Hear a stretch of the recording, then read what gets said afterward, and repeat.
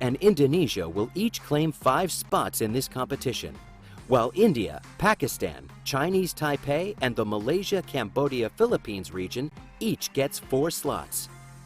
Free Fire Asia Championship will be held fully online in Battle Royale mode with 2 phases, Play-ins and the Grand Finals. 7 local champions move directly onto the Grand Finals, and the rest will battle it out during Play-ins for the 5 remaining spots. For Play-ins, 24 teams will be split into 2 groups, A and B, based on the drawing results. Each group will have at least 1 and a maximum of 2 teams from each regional league. Group A matches will be held on November 20th, and Group B will have their matches on November 21st. Teams will be competing over 6 rounds across 3 maps, Bermuda, Purgatory, and Kalahari. First and second seed from Groups A and B will advance to the final stage. The last slot will be awarded to the 3rd place team from either Group A or Group B, based on which team has accumulated more points in the play-ins. The finals will take place on November 28th, where the 5 teams from play-ins will then battle against the 7 local champions for the title of the best Free Fire squad in Asia.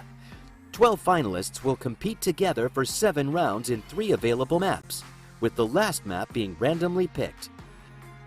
Stay tuned to our YouTube channels for the latest news, and we'll see you soon.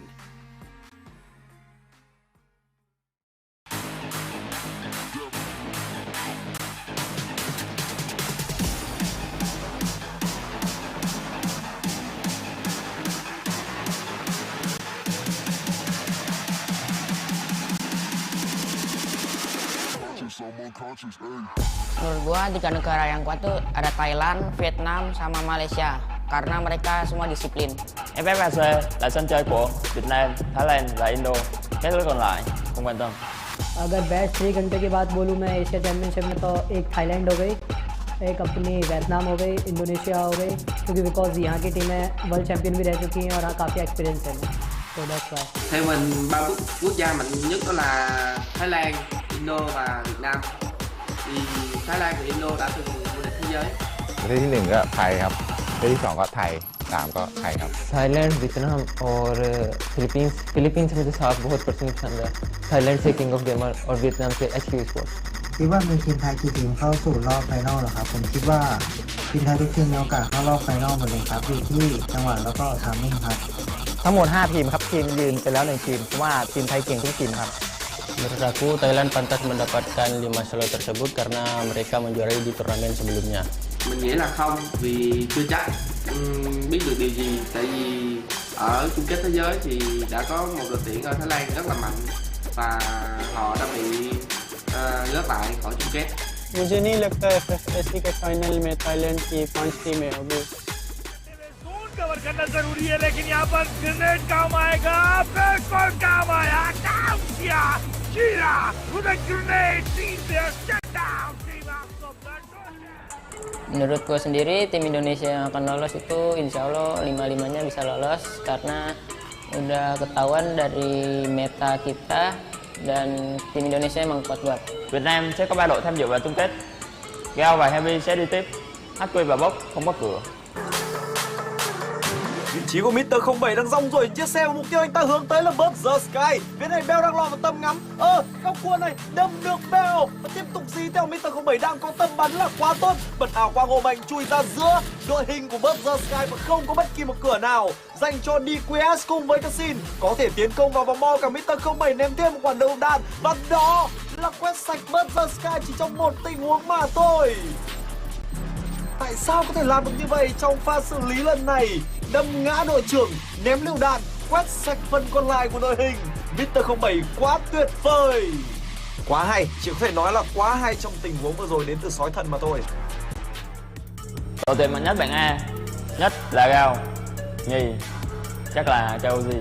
ทีมที่ผมกังวลที่สุดในกลุ่มของผมนะครับผมก็คือทีม GOW นะครับก็เพราะว่าเขาลงที่เดียวกับผมก็คือเซนทันนะครับผม Tim mana yang harus diwaspadai? Menurut gua tim yang harus diwaspadai DG sama KUG sih.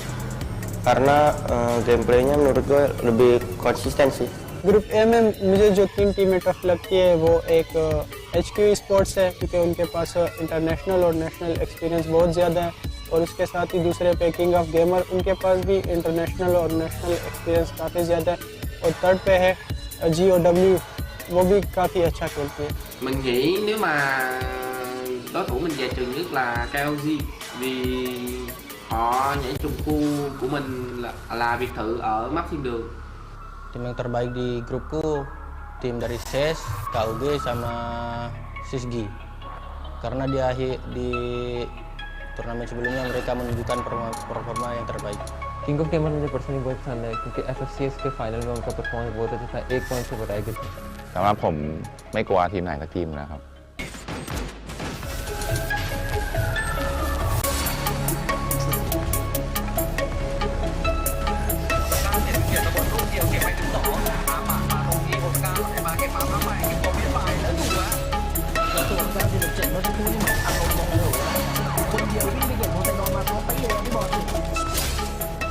Pesan gua untuk fans Fajar DG ya tetap dukung kita, semoga kita bisa memberikan performa yang maksimal di ajang FWT nanti.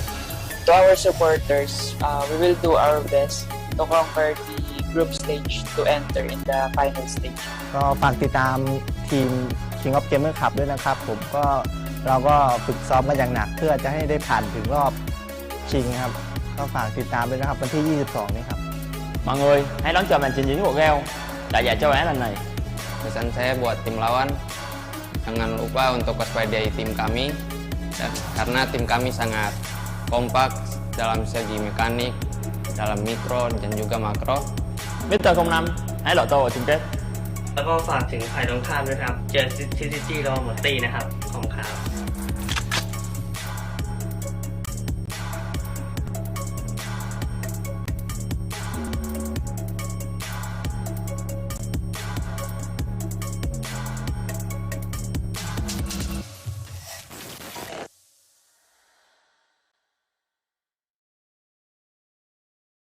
Hello mọi người, mình là Cấm Đêm, mình đến từ đội tuyển Bớt Sky. Mình thường hay chơi ở vị trí tăng cơ và hai khẩu súng yêu thích nhất của mình là chim gỡ kiếm và M1887.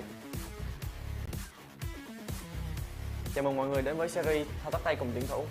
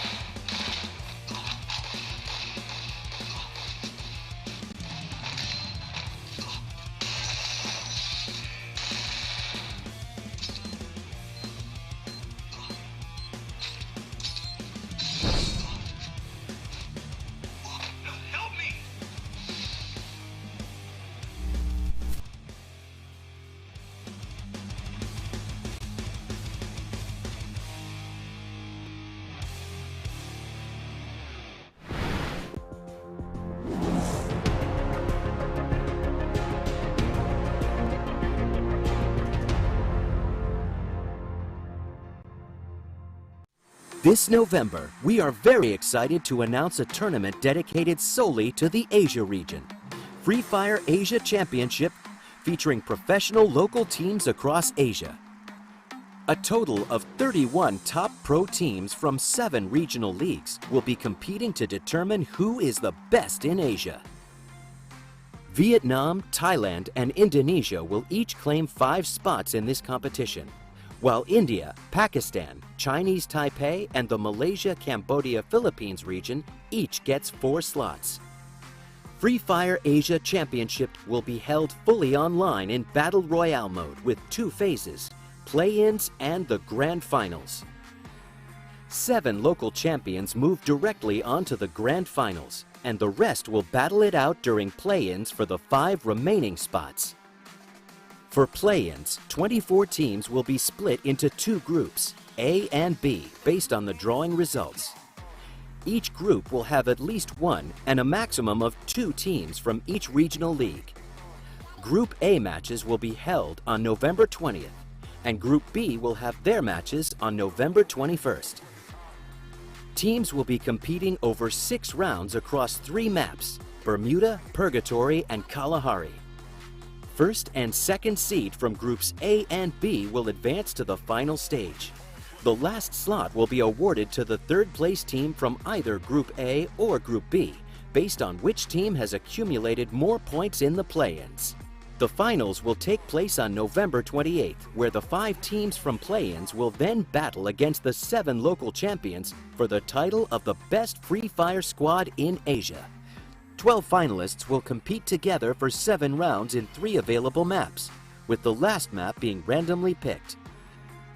Stay tuned to our YouTube channels for the latest news, and we'll see you soon.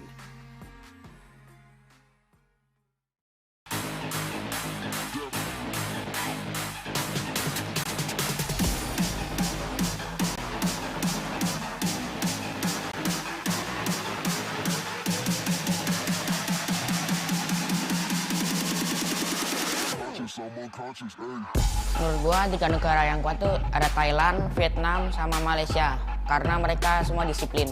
FFAC là sân chơi của Việt Nam, Thái và Indo. Các đối còn lại không quan tâm. अगर बेस्ट 3 घंटे की बात बोलूँ मैं Asia championship में तो एक थाईलैंड हो गई, एक अपनी वियतनाम हो गई, इंडोनेशिया हो गई, क्योंकि बिकॉज यहाँ की टीमें वर्ल्ड चैम्पियन भी रह चुकी हैं और हाँ काफ़ी एक्सपीरियंस है.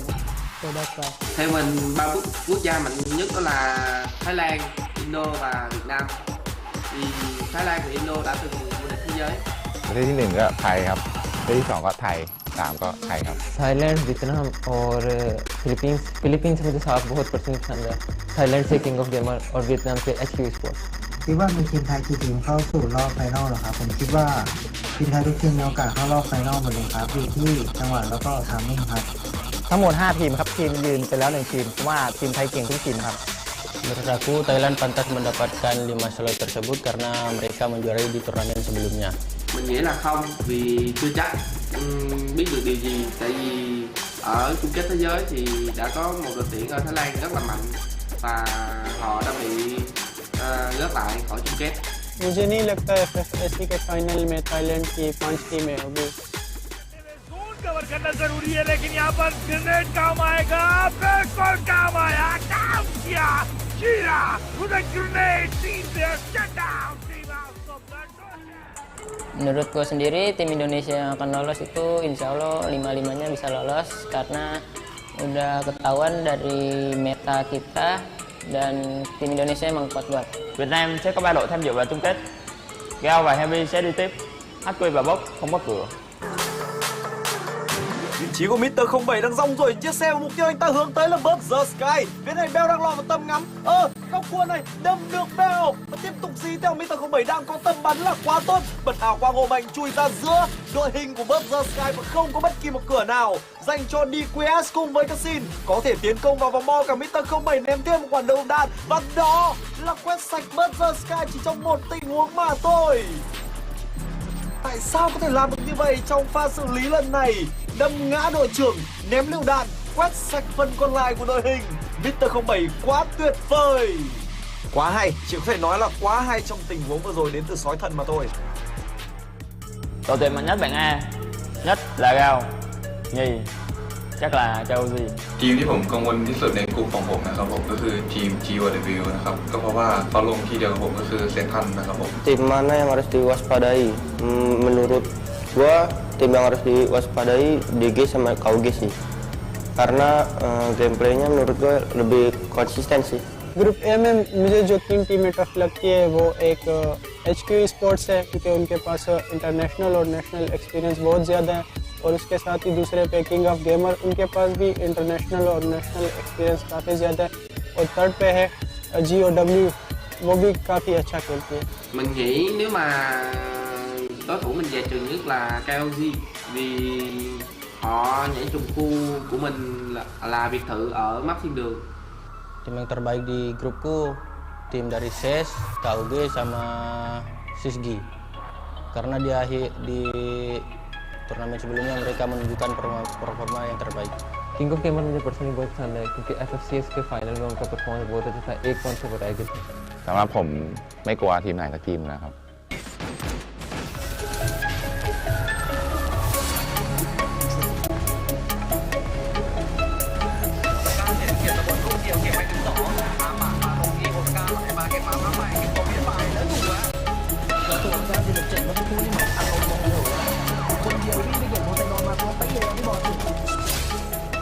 Pesan gua untuk fans dari DG ya tetap dukung kita, semoga kita bisa memberikan performa yang maksimal di ajang FWT nanti.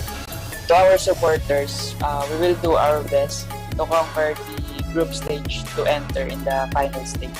ก็ฝากติดตามทีม King of Gamer Cup ด้วยนะครับผมก็เราก็ฝึกซ้อมกันอย่างหนักเพื่อจะให้ได้ผ่านถึงรอบชิงครับก็ฝากติดตามด้วยนะครับวันที่ 22 นี้ครับ Mọi người hãy đón chờ màn trình diễn của Gale tại giải châu Á lần này.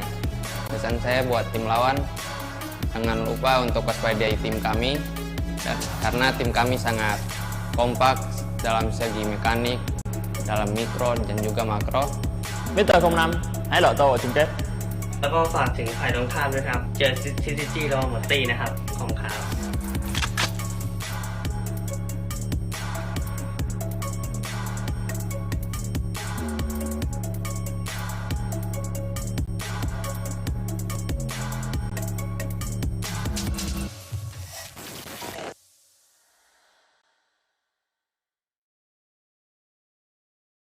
Hello mọi người, mình là Cấm Đêm, mình đến từ đội tuyển Bớt Sky. Mình thường hay chơi ở vị trí tăng cơ và hai khẩu súng yêu thích nhất của mình là chim gỡ kiếm và M1887.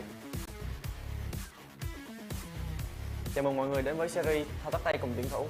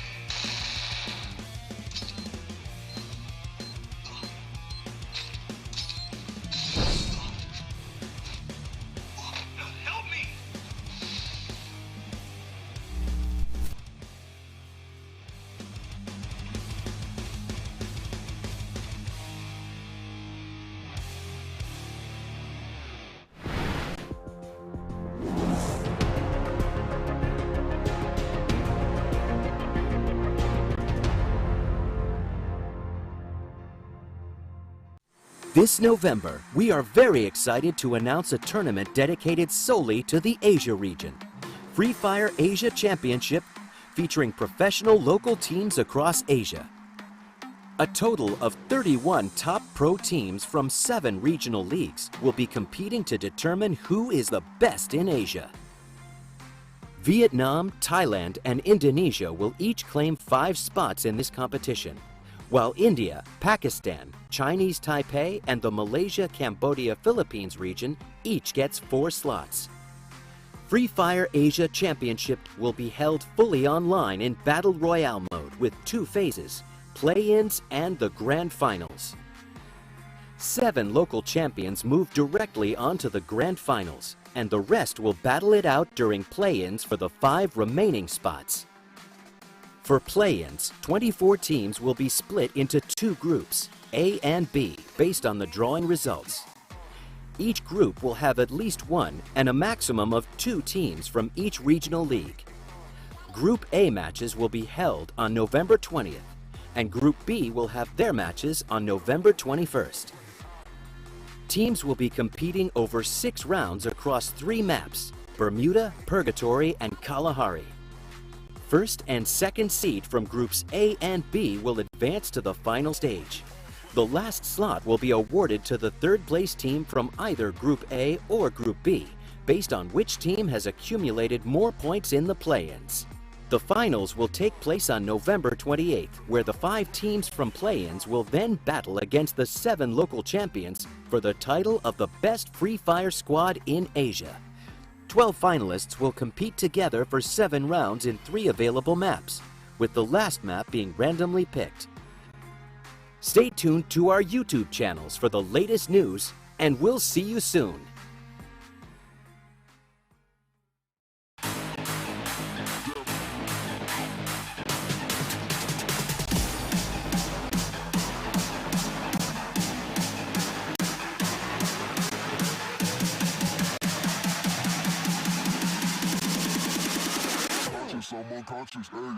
Menurut gua 3 negara yang kuat tuh ada Thailand, Vietnam.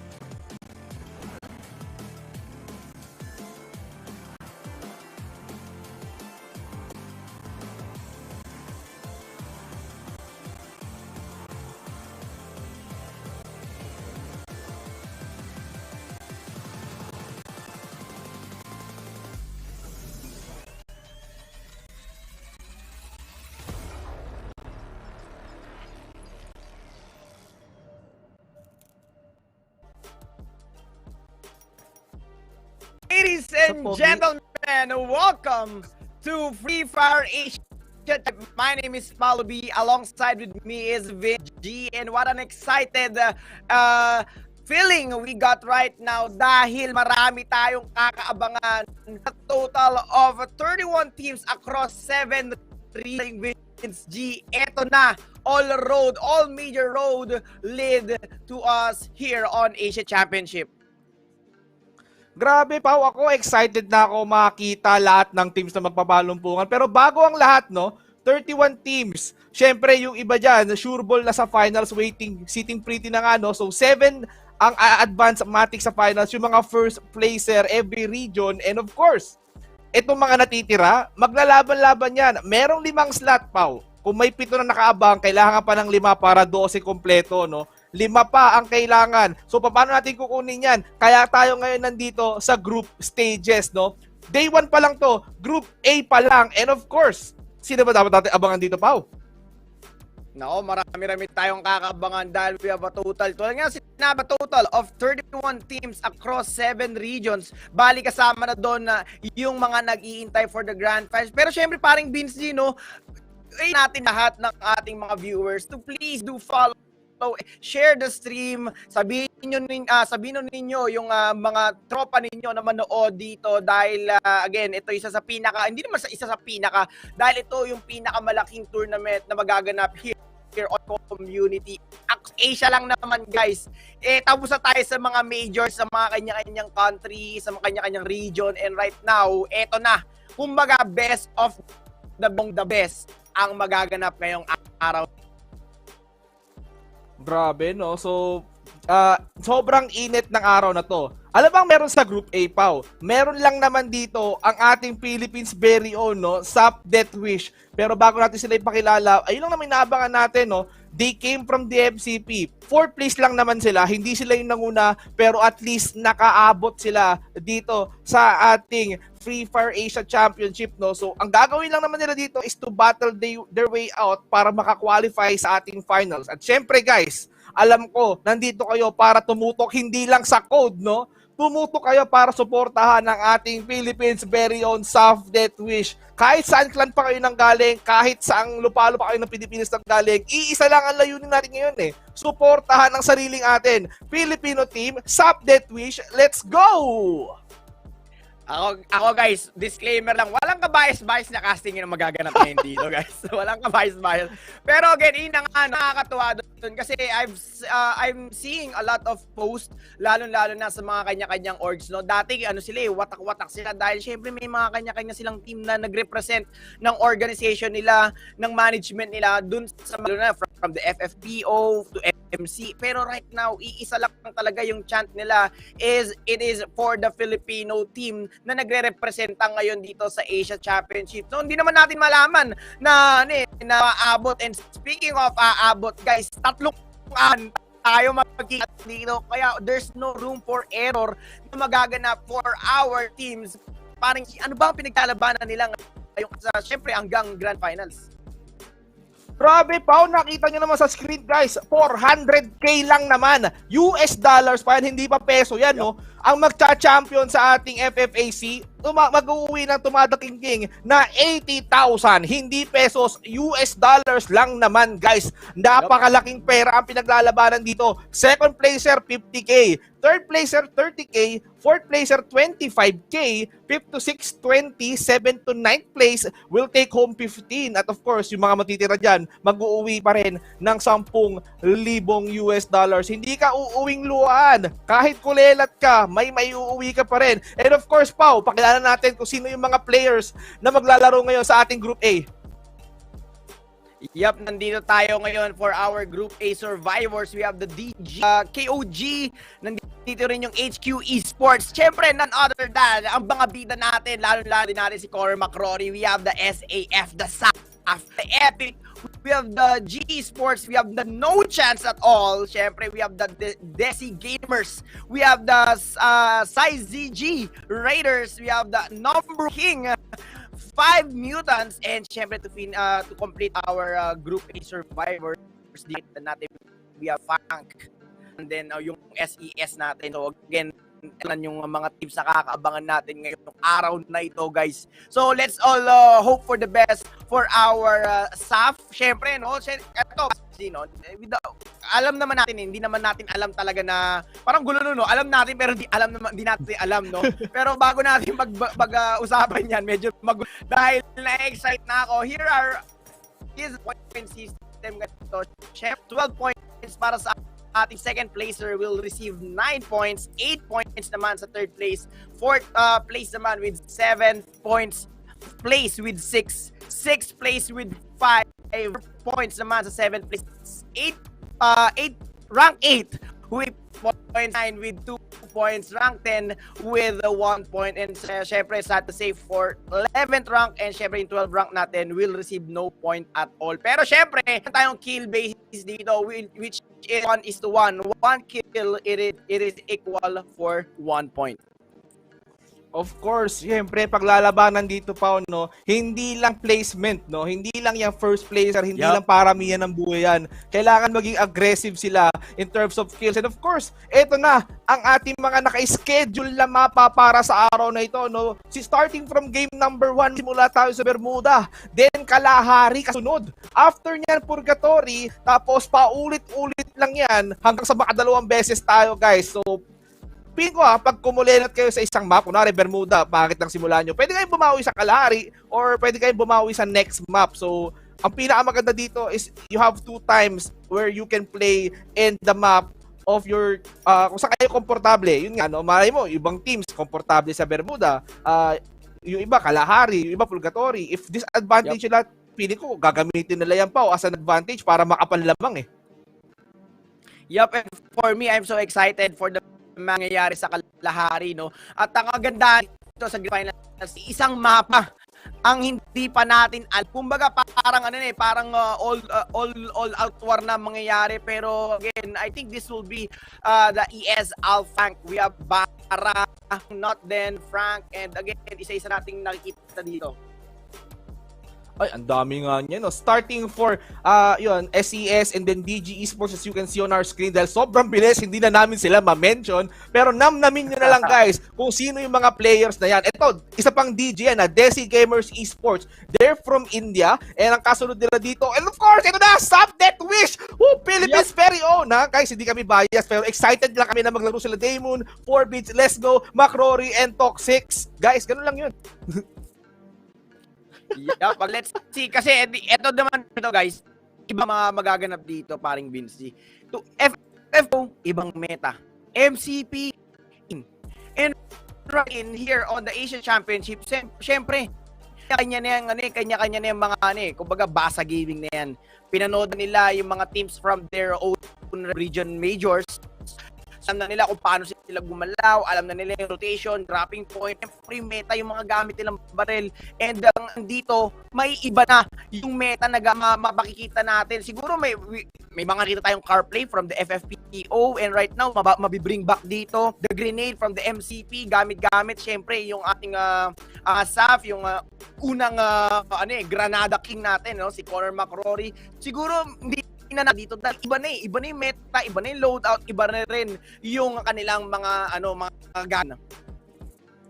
Ay nako, hindi biro yung mga nag-qualify dito, no. Although, syempre yung mga ating champion, yung mga first placer from our different regions are just sitting pretty on the finals, pero ito yung mga aspiring na gustong makaabot sa finals. Kaya tight ang laban dito pa kasi 5 lang ang papasok sa ating finals. Pero sa mga nagtataka, no, alam ko yung iba hindi pa to gets eh.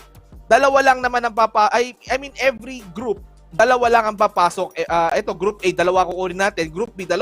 Saan kukunin yung isa? Pero mamaya na natin yung pag-usapan, pero tingnan natin yung stats. Kunwari may alam kami sa stats, pero eto na guys yung mga averages nila.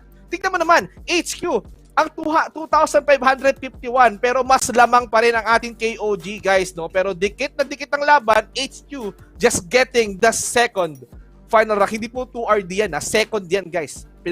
Ayan, okay na sa next screen.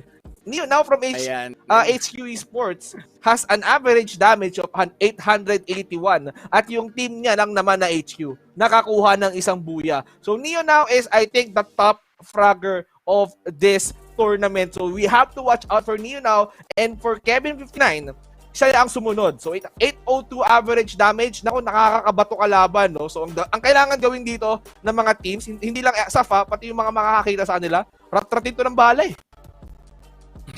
Kumbaga mga kailangan hindi na nila bigyan ng room for error ng isa't isa. And right now, we have the GOW and yung No Chance, no? Makikita natin yung side by side comparison nila.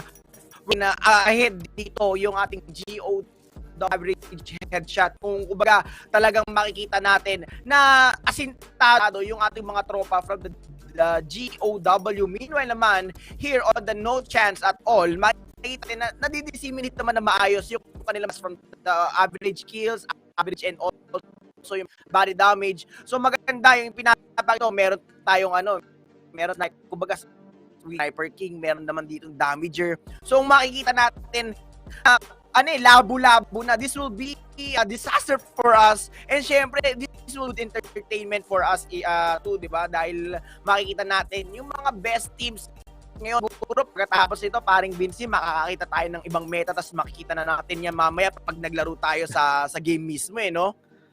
Oo, actually, no, FFPO nakakita na ako ng meta kung paano maglaro ang mga Pilipino, no. Tinatambakan lang nila ng pader, eh. Hindi ko makakalimutan yung glue walls after glue walls, eh, no. Tapos sinone out dun sa may crater. I forgot that game, eh. Pero ano yun, eh, Kalahari map, eh. Pero tignan natin, hindi lang to MCP, hindi lang Malaysia, Cambodia ang kalaban ng Pilipinas dito. Kalaban nila entire Asia, India and Pakistani involved as well. So they have to be more careful in their approach, Pao. Feeling ko mas batak maglaro itong mga India and Pakistani. And let's not forget, ang ating mga Chinese Taipei teams, kahit mga super idol natin sila, guys, feeling ko mas batak sa mobile FPS ito.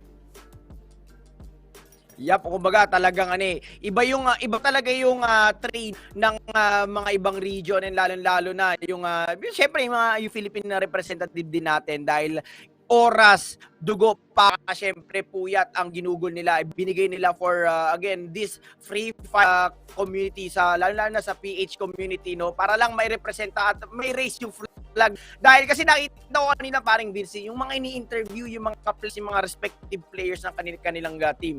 Parang iilan lang, o parang at least dalawa lang yata yung nagpakyang ng peto or takot din kahit paano for the Philippines. Naman natin, iba talaga ang galawan ng Filipino, wherein tayo all out war talaga tayo when it comes go for the push agad. When it comes sa rotation, medyo siguro tayo naglalak. Pero pagdating kasi sa mga camping style na movement, dun talaga tayo medyo napag-iwan. Kasi gusto talaga natin bakbakan, eh. Lalo sa from the day 1 ng FFPO until the mid phase ng ating MCP, nakita natin na talagang rusher talaga sila. They are on the move and on the hunt to get the frags para sila ng magandang points. And sa information na ng lahat, ang tagawakan ng yung rank 1 ng MCP, they got a little bit of stumble nung after ng mid phase all throughout na papating MCP. So and we are happy for the staff na makakapasok for the grand prize or the Asia. At feeling ko pa, pumasok na ang mga players dito sa ating mapa at nagsisimula na ang eroplano. Saan kaya lalapag itong mga players natin ito? Ang aga naman nila magbagsakan dito. Nakita nyo naman yung iba, parang ang target nila, mill, shipyard. Yung iba nag-early drop para bumagsak sa plantation. Pero ayaw na nila magpahuli. Gusto na nila bakbakan agad. Feeling ko ito may mga position na, may mga lugar na dito sa mapa na mamarkahan ng mga to. Desi Gamers, they drop up. Like, naku, dalawa ka agad. KOGS, grabe naman yung bakbakan dito. Tulad nga na sinabi ko sa iyo, guys, talagang all out war na gaganap ngayon. And right now, KOG losing Osaka Bin Laden, and syempre si paring Kevin 59 nasa nakakagad, and KOG medyo natusun doon, and there you go, SES without any casualties, walang na-knockdown sa kanila, paring Vince G, pero they got a total of 4 points, and there you go, mukhang magkakaroon ulit tayo ng bakbakan dito sa kabilang kupunan. Grabe nga yun, Pao, no? Hot na hot pa ang dalawang teams na to. KOG, ineliminate na nila ang isa sa mga threat. And now we're seeing right on our screen, 5 empty. Nako po, kaharap nila ang God of Wolves dito. God of Wolves, ano lang naman to eh. Silang lang naman ang Vietnam Free Fire League Series A. Third placer in the region. Third placer ng Vietnam up against 5 MT. Ito isa pa to sa 5 MT na to. 5 mutants, Pau. Hindi biro ang stats ng mga to. I think these are the Pakistani teams.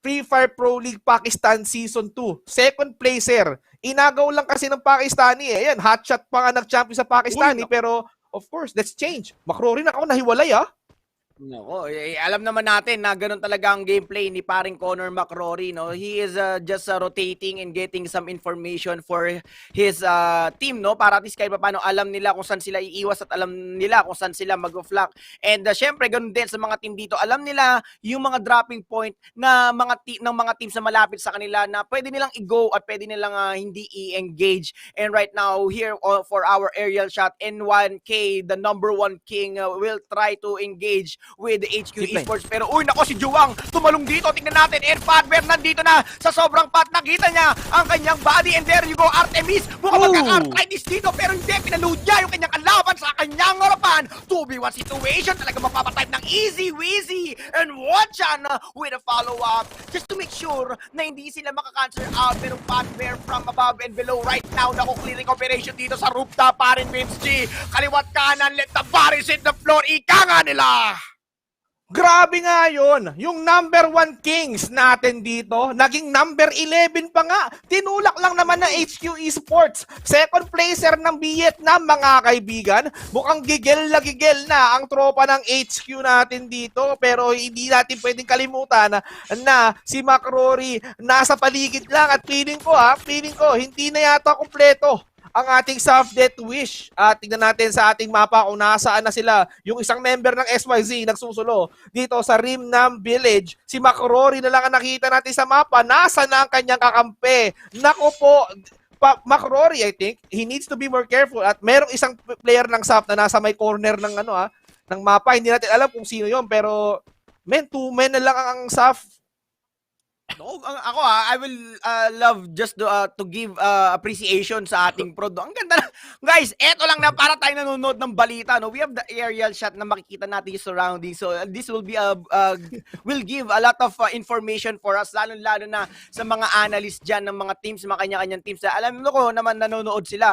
At syempre for us caster din, and para makita natin yung mga surroundings sila. And speaking of surroundings, looking here on the left side of the screen, makikita natin yung buong mapa. Yung circle parang iisa lamang ang nagmamay-ari. It is the SYZ ang mic control here on the clock tower, being the most center part of our circle. So majority ng mga teams natin kailangan mag-rotate towards here on the edge of the circle. Pero syempre, hindi naman agad-agad na mangyayari yan dahil alam nila na hindi naman pwede at hindi ganun kadali na mag-rotate ngayong phase na ito dahil ganun din ang ginagawa ng ibang mga teams. And syempre, best of the best among the rest na talaga to. Kumbaga, ito na yung mga walang tapon pagdating sa Asia, buong Asia. Across 7 region lang naman, guys. Hindi na nila pwedeng bigyan ng room for for something to breed yung ibang mga teams at yung mga kalaban nila. Tulad nga nung nakita natin na engagement. Kumbaga, nakita natin na may mga bakbakan. May chance sila na mag-disengage pero yet they always pushing. They are putting pressure dun sa kanilang mga kalaban dahil alam nila na once na sila ang mag-back out doon at mag-disengage, binibigyan lang nila ng chance na bakbakan at patayin sila habang sila ay nagmamamba out. Ay, nako po, as we're talking right now, yung God of Wolves talagang nagro-rotate sa mapa, no? Ang dami ng mga kalaban ang dinaanan nila dito. Ayun, may epic doon pero iniwasan niya. Pero kanina, meron ding sino ba yun? May isa pang team doon pero hindi natin nakita. God of Wolves, I think they're just utilizing this strategy wherein nakapwesto sila dito sa watchtower. Tamang gatekeep lang. I think this is a good position kapag may bumaba dito sa hill na to. Magsushoot to kill lang to sila Ranger, itong sila Mr. 07, tapos yung isa nagro-roam lang, pero may Sixes on the other hand, they have full control of this area. Si Mr. 07 mukhang he wanted to attempt a push, pero oy, naku po, namataan na nga ng SYZ dito, epic. Eto na nga, mukhang gusto rin nila ma-involve dito. Third party yata to parang 2021, Pau. taon ng third party at breakups. Na real talk tayo doon, lalo-lalo sa Pilipinas. Pero yun nga, looking here on our map, we are seeing a lot of vehicle rotation and gameplay, no? Hindi tulad ng mga nakaraang, lalo-lalo na MCP, na talaga ng mga on-foot at on-foot lang. Ilan lang na mga teams talaga na gumagamit ng vehicle gameplay. Pero right now, for their easy rotation and lurking around and getting some information, they are using the vehicle, motorcycle, ayan, yung mga four-wheel vehicle. Pero right now, si paring Epic PC, nandito na, mukhang magiging WWE dahil nandito na, here goes John Cena, pero wala siyang mananakdown doon. Parang niled go lamang niya yung kanyang position just to make sure na malaman ng kanilang mga kalaban na nandito kami. Huwag kayong aalis. Kailangan namin ng kalaban at syempre, kailangan din nila yung adrenaline nila. Nasa magandang level lang. Kumbaga, pagka sila, nag-waiting game lang sila, medyo bumababa syempre yung amat sila dito. Tapos, mahirapan sila i-build up ulit yung adrenaline nila. Yung, kumbaga, yung nila, yung zone nila, nawawala. Hindi, kumbaga, yung game face on, nawawala. Hindi kailangan nilang hindi magpahinga. Kailangan nilang mainit na bakbakan ngayon para lamang masustain at same level lamang yung gameplay coming in here on our game 1. Grabe nga no? Kumbaga parang feeling ko hindi sila kontento sa scrims. Sila din yung nag-scream para lang mag-prepare dito sa araw na to. Pero syempre, this is the real deal. Kaya itong mga players natin ito, hataw kung hataw. Ay nako po, GOW and Epic nasa loob ng ating red zone at binabagsakan na nga ng missile. Return. On the other hand, I think he's just gatekeeping properly. Pero si Benji77 may binabaril sa puno at napakabilis tumakbo ni The Flash, mga kaibigan. Hindi tinatamaan. Oy, ang daming blue walls sa may area na yun. Pau, Timo, grabe, hindi natatanda nila Shira. Mukhang they wanted to at least get that kill. NC on the other hand, they wanted to be involved in this crossfire too. Yup, indeed. Siyempre, kung ikaw talaga yung team na merong magandang position, you have the high ground advantage, you have the, siyempre, yung mga advantage na talagang hindi mo po pwedeng i-let go at hindi mo po pwedeng hindi bigyan ng pansin, kailangan mong i-maximize. Kailangan mo i-grab yung opportunity once na makakita ka ng mga kalaban mo na nagro-rotate. And yun yung ginagawa nila. Pero dito, soft corner McCrory, medyo nag-aasim dito. Tingnan natin, makikita nyo. Naku po! The one topper, mga kapatid, in just one tap, mga corner McCrory yan. Here we go. Well, yun nga lang, may dalawang casualty agad ang tropa natin. Corner McCrory, day mo na lamang ang natitira the dynamic duo. Magkalayo pa sila ng konti just to make sure na ma-maximize sila yung surrounding sila, yung area nila para hindi sila mapin down ng ibang mga kalaban. And here on our screen, we have a total at least 5 teams na po pwedeng magpalumpungan doon. I think it is on the side of the clock tower. So ngayon, medyo maaga-aga pa ang bakbakan, but still, ang dami na nating nakikita na nagbabagsakan. Ang dami na nating nakita na na-eliminate at nakita natin na mga namatay dito or na-eliminate na at nabawasan yung kanilang mga lineup and even yung ating SAF. Pero dito, yung ating maliit na screen sa right side, waiting game, nasa tuktok, ang karit ng kamatayan nakita dito, ang ating tropa ng ating SES, mukhang mapapa-SOS si paring Tyson dahil siya lamang mag-isa na nasa rooftop, paring Vince, at ngayon setting up yung mga kakampi niya na tumatalon dito. Mukhang magkakaroon yata ng party. Nako po, feeling ko HQ, I think they're prepared to do a surprise attack here. Hindi nila ina-expect to, pero SES, I think they know na merong kalaban in the vicinities. Artemis, what a good position for him to come in. And there you go, Artemis just fired a landing. Oh my goodness, this is chaos. Hindi alam ng SES yung ginagawa nila ngayon. Isa-isang dumadapa. Ano to, naghahanap ng salamin sa ilalim ng damo, mga kaibigan. And there you go, HQ, just punishing them real hard. Napakaganda ng setup dito ng HQ, no? Hindi ina-anticipate ng SES na may kalaban na pala sa taas dahil lang ang ganda ng kumbaga, yung creep walk, tawagin na lang natin creep walk. Dahil nga naging silent ninja dito yung kanyang mga kalaban right now. SES has left the building. Juju will be the last player to be eliminated on the side of SES. And there you go, HQ, medyo palum-palo sila. Meron silang 8 puntos ngayon sa loob ng kanilang scoreboard. At again, mga magandang start ng ating HQ. So we can see a lot of engagement. Siyempre, dun sa mga engagement, nakikita natin kung sino ba yung mga i-anticipate natin. Sino ba yung mga kailangan nating tignan at abangan pagdating sa latter part ng game. Tandaan nyo guys, 1 day lamang ang play-ins for this bracket and then another bracket sa ating second day. And syempre, the grand final, isang araw lang, wala nang patupik, papatagalin nyo pa. This will be one of the biggest year-ender tournament here on Free Fire. Grabe nga yun, Pao, no? Talagang suntukan kung suntukan, barilan kung barilan, hindi na sila nagtitipid, Pao. Hindi na sila nagsasayang, hindi na sila nag-aaksaya ng oras.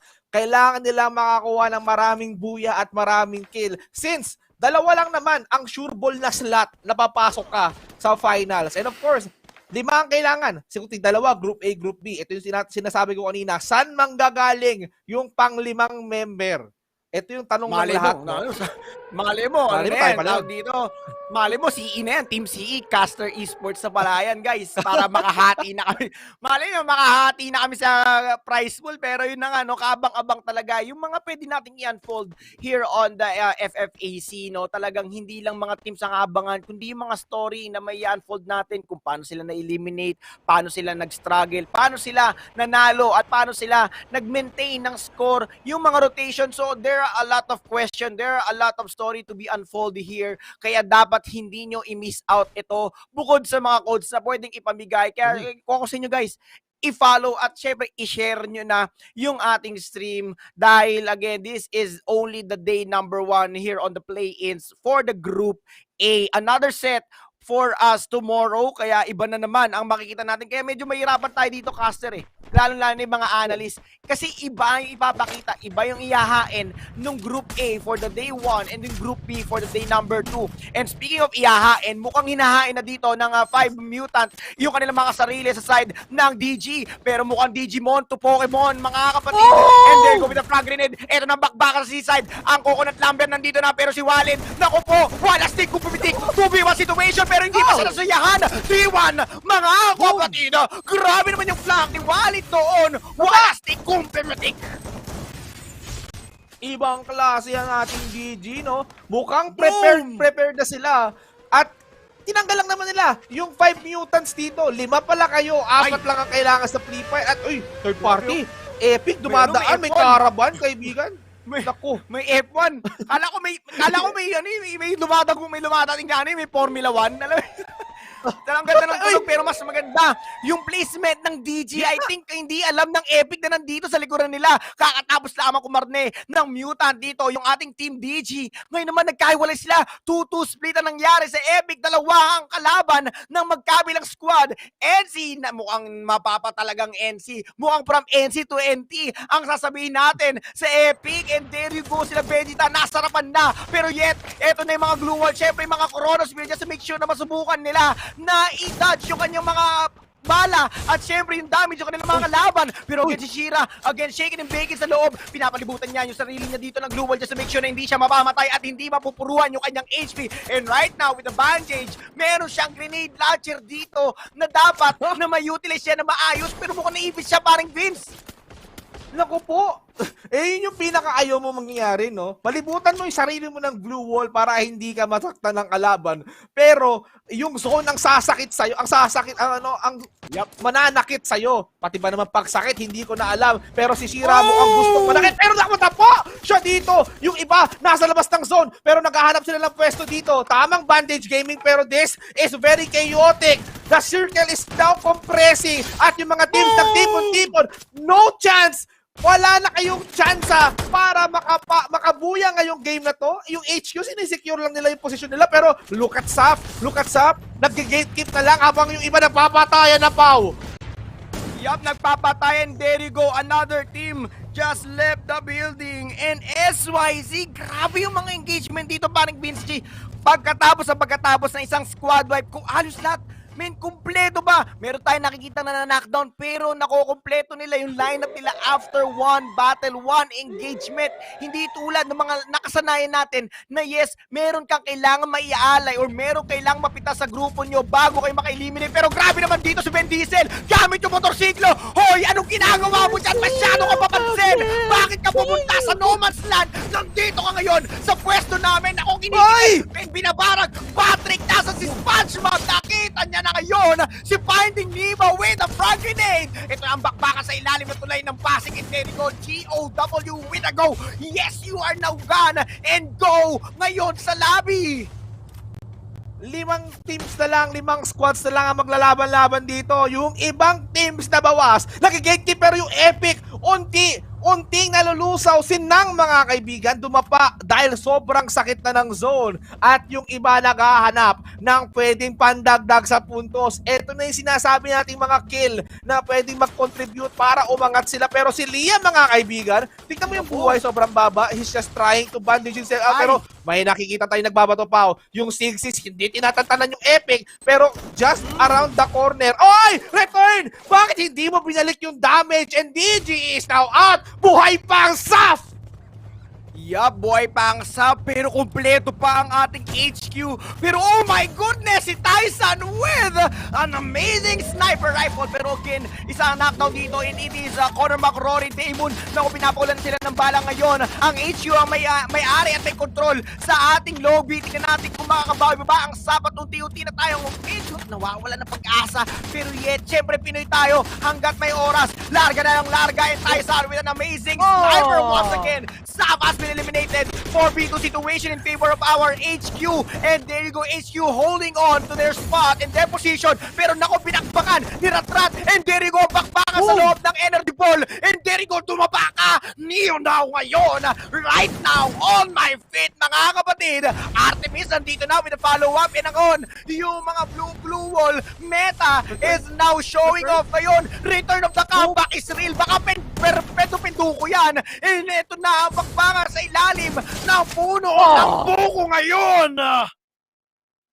Grabe yun, Pau. HQ Esports just took over game number 1. What an intense team versus team ang pinakita ng Sixes up against HQ. Pero HQ lang naman ang makakakuha ng ating unang buya ngayong gabi. Talk about HQ Esports, I think they're so hot right now. Pero guys, dahil Filipino broadcast to, no? Maganda yung ginawa ng Soft Death Wish kasi they managed to hold on at least third place. Hindi na masama yun since grabe kasi yung grabe kasi yung log B eh. Napaka-intense nung palitan ng HQ sa kanung nung team na yon. Grabe yon. At saka nakita natin at napansin natin sa first drop ng mga teams. No? Actually, hindi ko nga nakita kung paano nalagasan ng dalawang miyembro yung ating SAF. And again, kung nakita natin at napansin ko lang naman sa game na yon, wherein a lot of vehicle gameplay ang nangyari from lurking around, from transferring, from rotation. And siguro ang kulang na lang is using the vehicle for their offensive style of gameplay. No? Kumbaga may talagang sasagasahan ka, may mga mangyayari na push.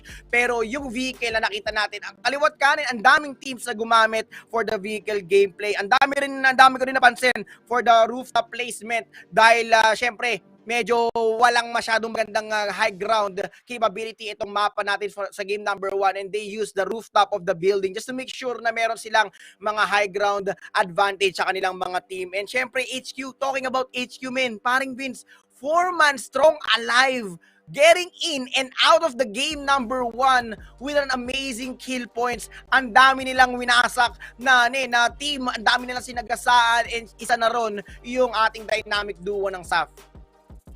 Oo, grabe yun, Pau. Nakita natin dito na sila lang naman ang unang nakapag-eliminate ng teams dito. And of course, I think they have the momentum, they have the full control of this map. Pero as you talk about the high ground, nako po, next map natin is, I think it's Kalahari. Pero ang key player natin for today is, it's just Artemis. Alam mo yun, napakaganda kasi ng pwesto niya from the high ground and then from there, nag-shooting galore siya dito, no? Ang ambag niya lang naman sa standing ng HQ is 6 and then yung damage na binitaw niya is 1,500. Game number 1 pa lang to, Pau. At mukhang mainit ating HQ. So, ito lang naman yan. I think mukhang kailangan ng mag-ingat pa ng mga teams na nandito. And kapag nakita nila yung opportunity na na-corner nila yung HQ, feeling ko, ano muna to ceasefire muna yung kunwari, dalawang teams. Yun, DGE, DG, tapos SAP, tapos nakita nila yung HQ. Parang, okay, patayin muna natin yung HQ kasi threat yan Ganun yung mangyayari mamaya Yup, and speaking of threat, no, Artemis getting the fragger of that game. And syempre, nakita natin yung control ng HQ Esports sa ating bilog sa last phase of the circle. Kung makita nyo guys, hindi agad sila nakipag-engage doon sa mga team na malapit sa kanila. They let the teams na magkaubusan just to make sure na makapasok sila sa sa maliit na bilog or sa maliit na place, sa maliit na play zone, just to make sure na meron silang control. At syempre, kinuha nila yung bato na pinagtatayuan kanina just to para lang may high ground may high ground sila na makikita yung mga incoming teams and even the players. So dun nga nakita nila yung team ng SAF na nagkukumpulan sa ilalim ng puno ng buko. Oo. And ang laki talaga ng contribution ni Artemis sa team ng HQ. And that was so impressive. And now Artemis has has the momentum, they have the good positioning, may advantage sila, they're taking the high ground first. Now we're taking it to Kalahari next map. So there are a lot of high grounds in that map. Alam mo naman, refinery, napakainit sa refinery, napakainit ng ng high ground na yun. Tapos ang dami rin sub and the other areas on that map. Kapag nasa low ground ka, lugi ka, tuhog ka sa kanila, fishing ang magaganap doon. Tsaka ang dami natin nakita sa early phase, no? Talagang ewan ko kung nagsabayan o sadyang sabay lang talaga sila. Pero speaking of sabay, hindi sila po pwedeng pare-pare sa first, pare-pare sa second, at pare-pare sa third. And right now, nakita na natin, nabigay na natin yung spotlight for Artemis ngayon. Second, game kill leader natin will be get by Tyson. Na nakita natin yung sniper capability nitong player na to, no? Isa sa pinaka-deadliest sniper, DMR, and even the long range battle, hindi natin siguro tatanggal sa listahan natin si Tyson. And right now, return one of the great rotation here, and syempre applying some good support for their team. And speaking of team, nandito yung ating team standing, paring Vince, for the game number 1. Ay, HQ, matik yan. 14 plus 12, they managed to at least score 26 points. Sigsi on the other hand, kahit 9 plus 9 lang yan, 18 points. Napakalaking bagay. Yep. That is a good start. Epic, may 4 na kills sila. So, plus 6, it's 10. It's 10 points for them. At yung soft death wish natin, parehas. Tabla sila nung Epic, tabla sila nung soft, pero lamang yung Epic sa kills. That's why their soft was on the 4th place with 10 points. So, hindi malayo up. Nag-hold lang sila ng 3rd place, tapos sinecure nila yung 2 kills, at least 2 kills kasi disadvantage na agad. And of course, the rest of them, may 8 points ang DGE, Desi Gamers, 7 NC on the 7th place, GOW on 8, SCS, Alpha Inc. on 9, 5 Mutants on 10th spot, number 1 Kings, ito yung unang tinanggal, pati yung KOG. Parehas silang nasa baba, pero number 1 Kings, meron lang silang 2 kills bago sila namatay. Actually, itong NYK and KOG, ito yung mga na early out talaga yung natuson, lalo dahil nga sa pagkakasabay ng dropping point. And ito naman, talking about the 5 mutant, no, yung nag-push dito sa open area, sayang, talagang hindi lang siguro maganda yung pagkakapasok ng kanilang pag-push, kaya sila na-eliminate. And syempre, lalo na yung SES na walang ka-idea na meron na palang nasa taas, nasa rooftop nila. At again, kumpulan pa sila sa isang building. And that is one problem for a team na mag-occupy na isang building, at least meron dapat may nasa loob ng bahay, nasa kabilang bahay, or meron din nag-occupy ng ridge, may nag-occupy ng guardhouse. Kumbaga kung ano yung available dun sa area ninyo, and dun sa area naman ng SES, may isang malaking bahay dun, may isang malaking building kung saan may mga nag-vault or may nag-launch ng kanilang mga what we call the aerial skateboard, no? Dun dun sa rooftop nila at nandun din buong SES sa iisang building. Kaya as much as possible talaga sa mga aspirant na magiging pro player dito, dito matututo na kayo dito. Marami ka ng tips and tricks talaga, lalo na kung open-minded ka, na wag ka talaga mag-hold ng isang building kung kumpleto sa recados kayo, kung foreman kayong nandun or lahat kayo, kahit ilan man yung lineup na buhay sa inyong team, wag lang iisang building talaga. Just kailangan mo i-maximize yung rotate, yung area mo, yung ridges, kunin mo yung mga bato nandiyan, yung mga rock formation. So kukunin mo talaga lahat, and that is the sad story for the SES, taking one building for again the whole squad of them. Grabe yung drama, Pao, no? Unang mapa, unang game pa lang ito. Ang dami ng happenings. Feeling ko, ang susunod na game natin na to, yung mga unang na early out, yung mga natuso natin, feeling ko, gusto nilang bumawi sa mga nagtuson. Especially, HQ Esports. Yung bounty nasa ulo nila yung patong sa ulo sobrang laki because they have the top spot already. Unang game pa lang yung kanina, so may chance pa yung ibang teams na ma-overtake yung HQ once na ma-early out nila to. Kapag hindi na nakapuntos yung HQ, feeling ko magsa-shine na dito yung ibang mga teams. Like, ang daming aspiring na gustong makakuha sa top 1 spot. 5 mutants na 2 zone, pero maganda yung gameplay na pinakita nila, and lahat ng mga second placer natin dito, I think mukhang gigil na gigil at gusto makapasok sa finals. Pero ito speaking of too soon, game number 2, too soon agad. Mukhang pagbibigyan tayo ng mga players natin dito, Pao, Mukhang wala nang break time, and we are on the road or the airplane path papunta at papasok at nakapasok na nga dito sa ating game number 2. It is on the landy sand ng desyerto ng Free Fire in syempre, kung sino makakontrol ng the sub, almost nasa kanila yung circle. At syempre, speaking of control, hindi mo pwedeng ibigay basta-basta, pero Wangzi dito is now down for the count. Kauna-unahan. At naku, syempre, how ironic, number 1 kill agad ngayon sa game number 2. Lako, Pao, yung number 1 kill natin, number 1 king natin dito, mukhang number 1 death na naman. Kung kanina number 11 king sila, pero ang mangyayari dito, nako po, si Patber at si Gigang, kapag namatay ito, magiging number 12 kings na sila dito. At number 1 death, mga kaibigan, na ayambag na ng ating N1K. Pero SYZ, just dominant on the sub. Mukhang may have the full control already. Kaya makita mo pa, pag nagbumagsak kagad, tapos may nakita kagad kalaban, they don't hesitate. They just shoot at them at mukhang minamalas talaga ang N1K sa araw na to. Pero let's talk about the map. Kalat na kalat sila ngayon. SYZ and N1K, sila lang yung magkalapit. Yung South, kapag umabante to pa north, is makikita nila yung GOW, pero they have to be careful since it is on high ground. Refinery being controlled by No Chance. KOG nasa confinery, they're just being careful kasi last sila SES is just nearby them.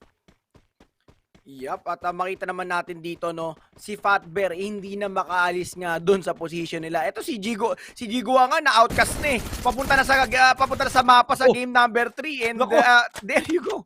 Nakita na nga si Fatbear. Ngayon, ito yung kagandahan dito, Hindi nila titigilan yung isang team hanggat hindi nila na-eliminate yung buong team talaga. Kung may matira ka man ditong dalawa. And that is ito yung kagandahan sa SAF. Nabawasan sila ng dalawang team agad or dalawang player nung game number 1, and they decided not to engage. They decided to get placement points. Ang mentality kasi ng PH team natin nung SAF Kung hindi natin masabayan sa kill, sabayan natin sa placement points. Konting adjustment na lang pagdating sa latter part ng game. And speaking of game, etong 6 na games Yung 6 na games na to, hindi biro-biro, at saka ang ganda balance to matusong ka man sa first, second, third, makakabawi ka pa sa fourth until the very last game. Hindi tulad pag 5 lang yung game, hindi ganun kadaling bumawi. Pagka-4, medyo mahirap dahil napakabilis matapos ang game. Pero when it comes sa 6 total games, madaling bumawi at madaling i-correct yung mga pagkakamali mo doon sa mga unang games na may eliminate ka, and sana ganun yung mga naiisip ng mga teams. N1K, hindi nila i-anticipate kung gaano ba kahirap yung pressure na pwedeng i-apply ng teams nila. Nakita natin ito sa MCP wherein yung mga teams na yung teams na nag-apply ng pressure pero na-outplay sila ng mga teams na na hinaharas nila.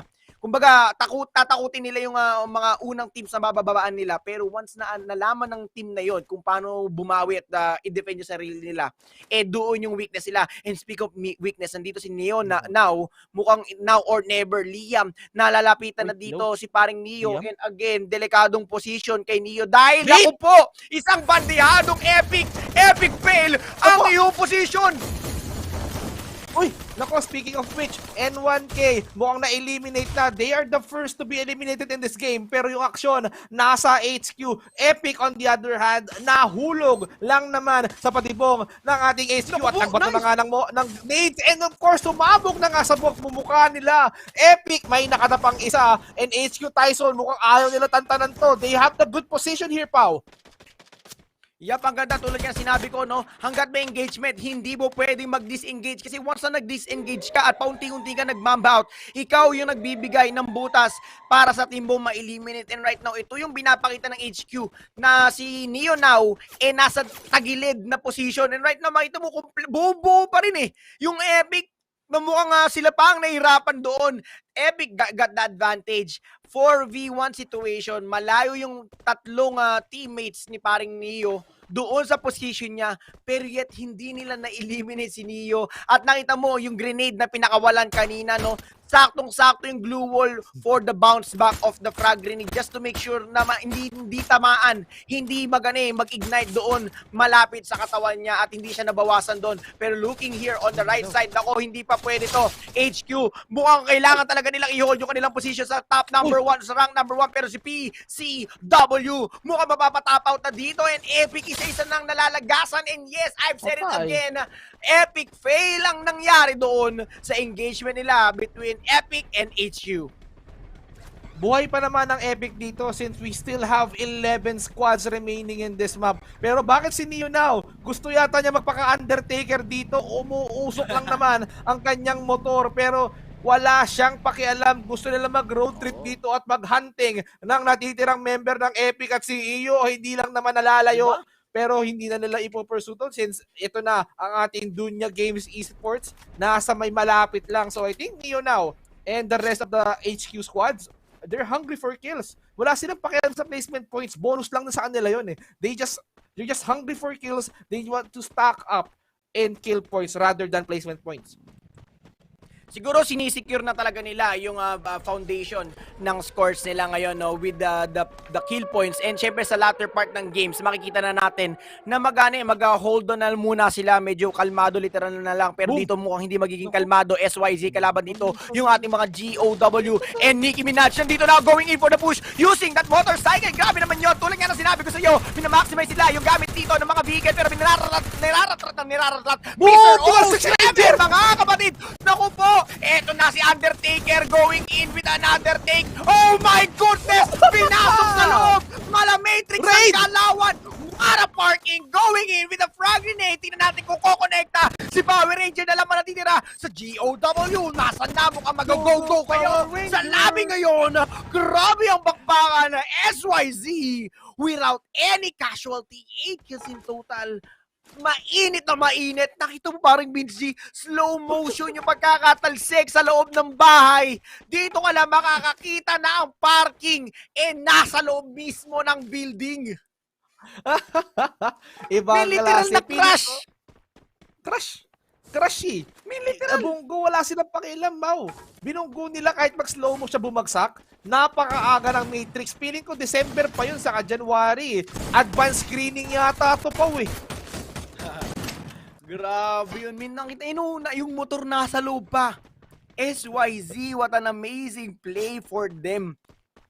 Well, gano'n naman talaga. Swertihan sa ito na nakikita ko, medyo na unti-unti ko na naisip. Swertihan sa bilog. Dito yung rotation wala Kasi ang iniisip nila kill points, kasi nga baliktad tayo, nag-isip tayo ng kill points pagka medyo patapos na yung games, pag patapos na yung tournament or yung play-ins. Pero dito, nagsisimula pa lang, kumukuha na sila ng kill points, and then yung placement points, saan na yun? Tulad nga sinabi mo, bonus na yun eh. Kasi pag marami silang na-eliminate, unti-unti silang umaangat ngayon at nababawasan at lumalaki yung chance na makakakuha na, papasok na sila sa phase kung saan makakakuha na sila ng placement points kasi nga nauubos na nila yung team. And right now, yun ang nangyayari ngayon sa mga teams. Kaliwat kanan ng bakbakan. Wala silang pakialam. Pero ngayon nakikita natin, kada engagement, kada bakbakan ng mga teams, kumpleto sa Recados pa rin. Yung kanilang lineup, hindi sila nababawasan. Naku, King of Gamers, mga kaibigan, I think they're being caught in the crossfire ng ating refinery. They have the low ground pero hindi yata nila alam na merong NC. No chance sa may taas, so they need to be careful on their approach. Piling ko tamang shelter lang sila kasi yung refinery kanina, pinapaulalan na naman ng mga nuclear eh. That is the red zone, that is the danger zone na iniiwasan nila mabagsakan. Pero, man, no chance kapag lumabas sila dito. No? Man, baka mamaya no chance ang KOG dito. Ito ngayon, 3 squads nearby here on our screen. We have the 5 Mutant, HQ, and syempre yung ating DG. Tignan natin kung magpupush ba yung HQ pataas dito sa high ground para i-enter at syempre gambalain yung ating 5 Mutant and yung DG sa kabilang kupunan.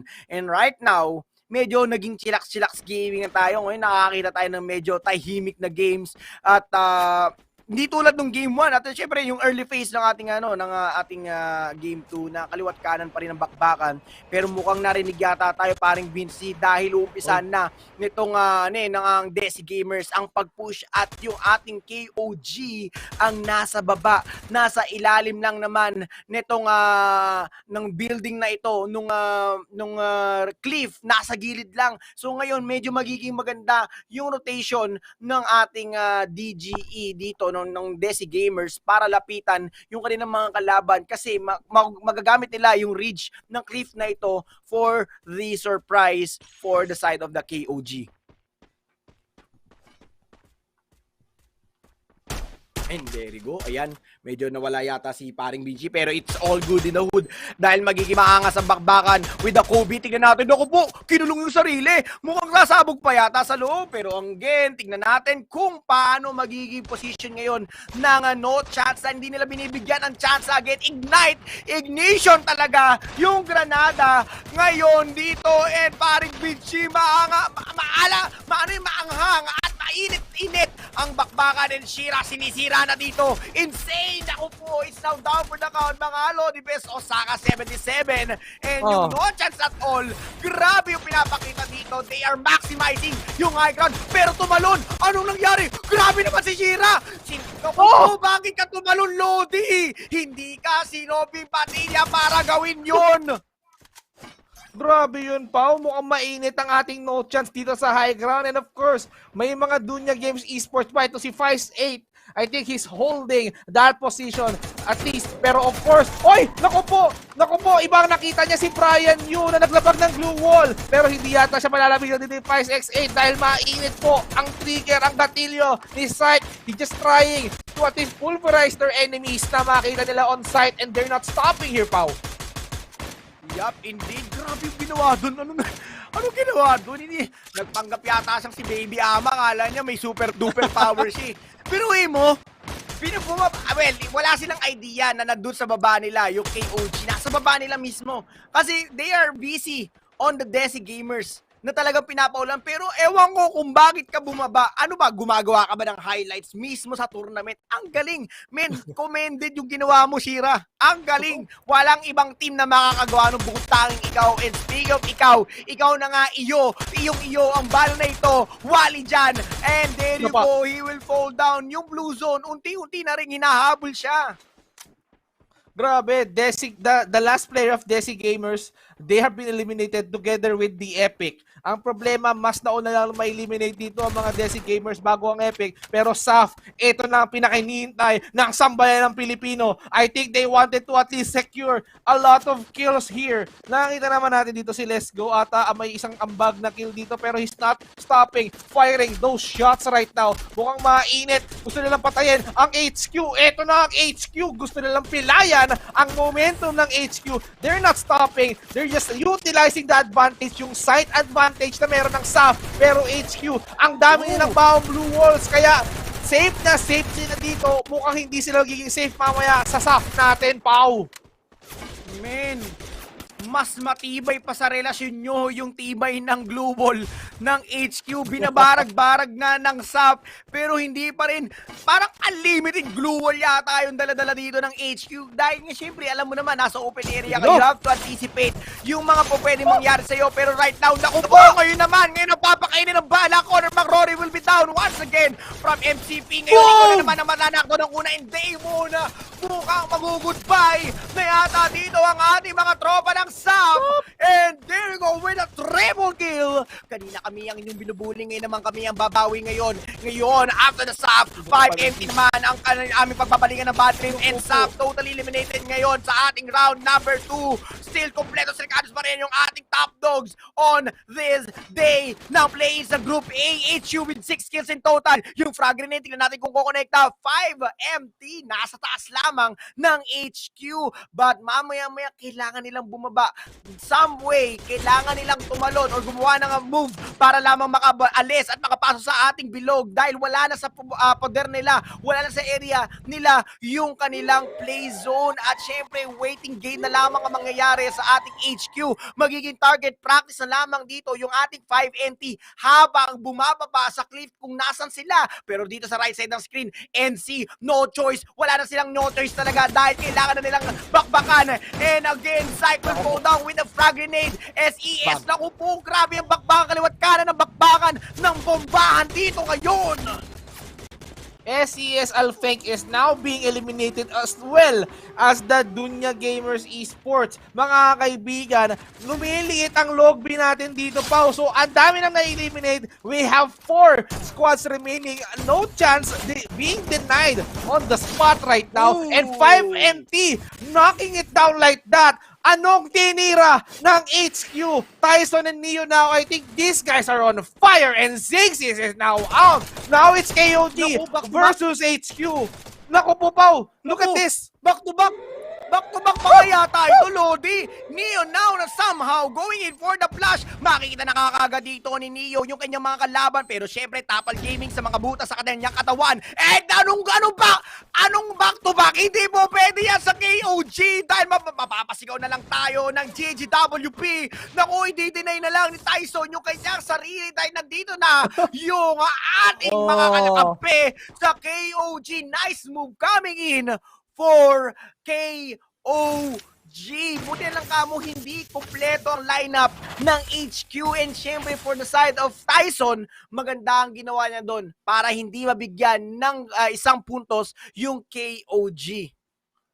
I must say, I am so impressed sa ipinakita dito ng ating HQ. Pero let's talk about our recent booyah here. KOG, the king of gamers, ladies and gentlemen, they deserve this because I think this is very personal for them. KOG being eliminated first kanina sa ating first map, feeling ko by HQ by HQ.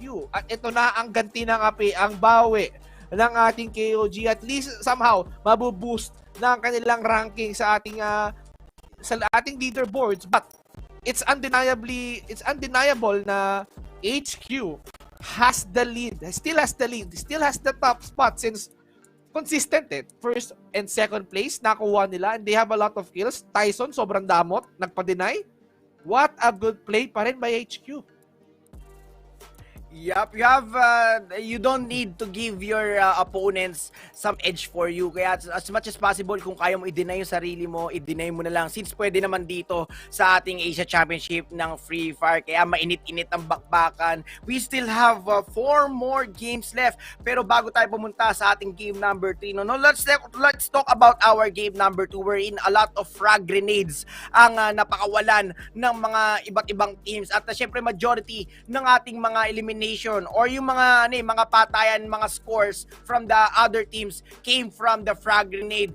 They are utilizing the frag grenade, and right now yung SAF dito dapat medyo nagpapakitang gilas. Yun nga lang, nasimulan nila ng spray, nagpakita sila ng position nila dito sa HQ, pero HQ getting a lot of glue wall.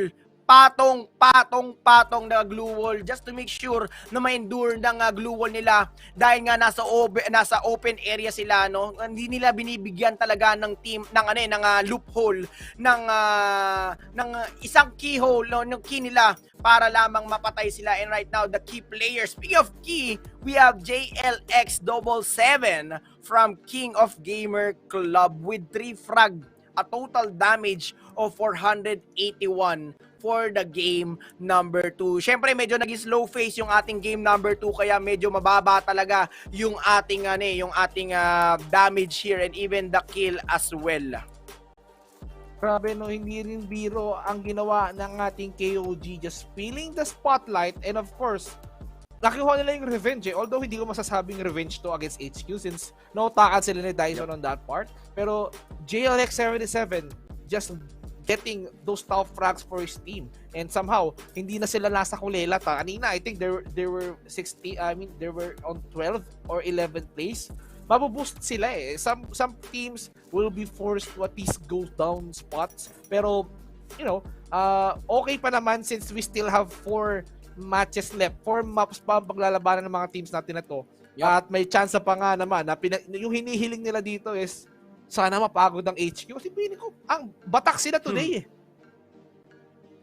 Actually, dapat dito sa map na ito natin nakikita yung ating mga vehicle gameplay. Pero mukhang nabaliktad yata. We've seen the gameplay of the vehicle nung ating game number 1, pero dito sa game number 2, yes, we see some vehicle for the rotation, pero nakakita tayo na malupitang kumbaga hindi drive-thru drive-in, kung saan pinasok dito yung motorcycle just to make sure na yung literal na push. Ito yung literal na crash. As in talaga, usually nakikita natin ang crash dun lang sa outer wall, sa labas lang ng bahay. Pero hindi, ito yung crash sa loob mismo ng bahay. At 2 player agad yung napilayan nila doon. At ito na nga, yung ating game kill leaders return with 5 kills in total, bagging the first place. Si Vice X8 with 4 kills and Neo Now, ito yung kumbaga, kung hindi na knockdown si Neo Now kanina, siguro it will be a back-to-back. Why? Si Neo Now yung may hawak ng susi for their second buya. Ang ganda ng flank niya doon, nagkukumpulan yung kanilang mga kalaban from the KOG. Yun nga lang talagang naunahan ng frag grenade dito si Neo Now, and Neo Now is getting down with that explosion damage. And syempre, dininay na ni Tyson yung kanyang sarili para hindi na mabigyan ng another score yung kanyang mga kalaban. And of course, guys, please do check out these highlights. I mean, these are so impressive games coming in from these teams, and talagang hataw kung hataw, bagsak agad eh. Kung baga paglapag agad sa aeroplano, baril lang ang baril. Ganun lang yun. Yup. And ito yung sinasabi ko, Min. Shira yun, bumaba, hindi na alam, meron sa likod. Min, di ba? Kahit sabihin mong wala kang kalaban doon, wag mong gagawin yun. Creating highlights on the tournament proper, no, it is a no-no. Ewan ko kung anong nangyari at pumasok sa isip ni Shira. Siguro dahil hindi nila na-anticipate na may kalaban pala sa baba. Well, syempre, imposible. May gunshot sa baba. Hindi po pwedeng hindi nila narinig. Kasi nagpakita sa angulo ng KOG yung kanilang mga kalaban. And there you go, Shira went too far for his stunt. Grabe yung stunt nila dito. Pero as the zone or as the circle compressed, makita mo dito napakabilis ng pagbagsak ng mga squads natin dito. And of course, it's an easy peasy task for them. And Tyson, they went in straight for the deny. Ayaw niyang ibigay ang puntos. Makikita mo kung gaano kadamot si Tyson dito because he knows that Neo now is almost dying, and that's it. HQ, bye-bye. You won't get any kills for us. And here goes the standings for our game number 2. Actually, parehas na 9 kills ang HQ at KOG. Parehas silang may 9 kills, yet Booyah on the side of KOG, total with 21 points. SYZ with 10 kills. Grabe yung frag dito ng SYZ with a total of 18 points. Sama na yung placement points. HQ with 9 points or kill points, 18 total points. DG with almost 5 lamang lang naman guys na kill, but they landed on the 4th place because of the placement points, kaya meron silang 10 total points. And 5 mutants na tumambay sa taas ng cliff with 1 kill only, pero yung placement points ang nagsalba sa kanila. And yun yung nakikita natin na importansya for the area na hino-hold nila. Yung gameplay, yung safe play dito nagmamatter. Marami kang kill, wala kang kill, pero you are landing on the good side of the scoreboard, paring Vince, for the other half. Or I mean the total standings.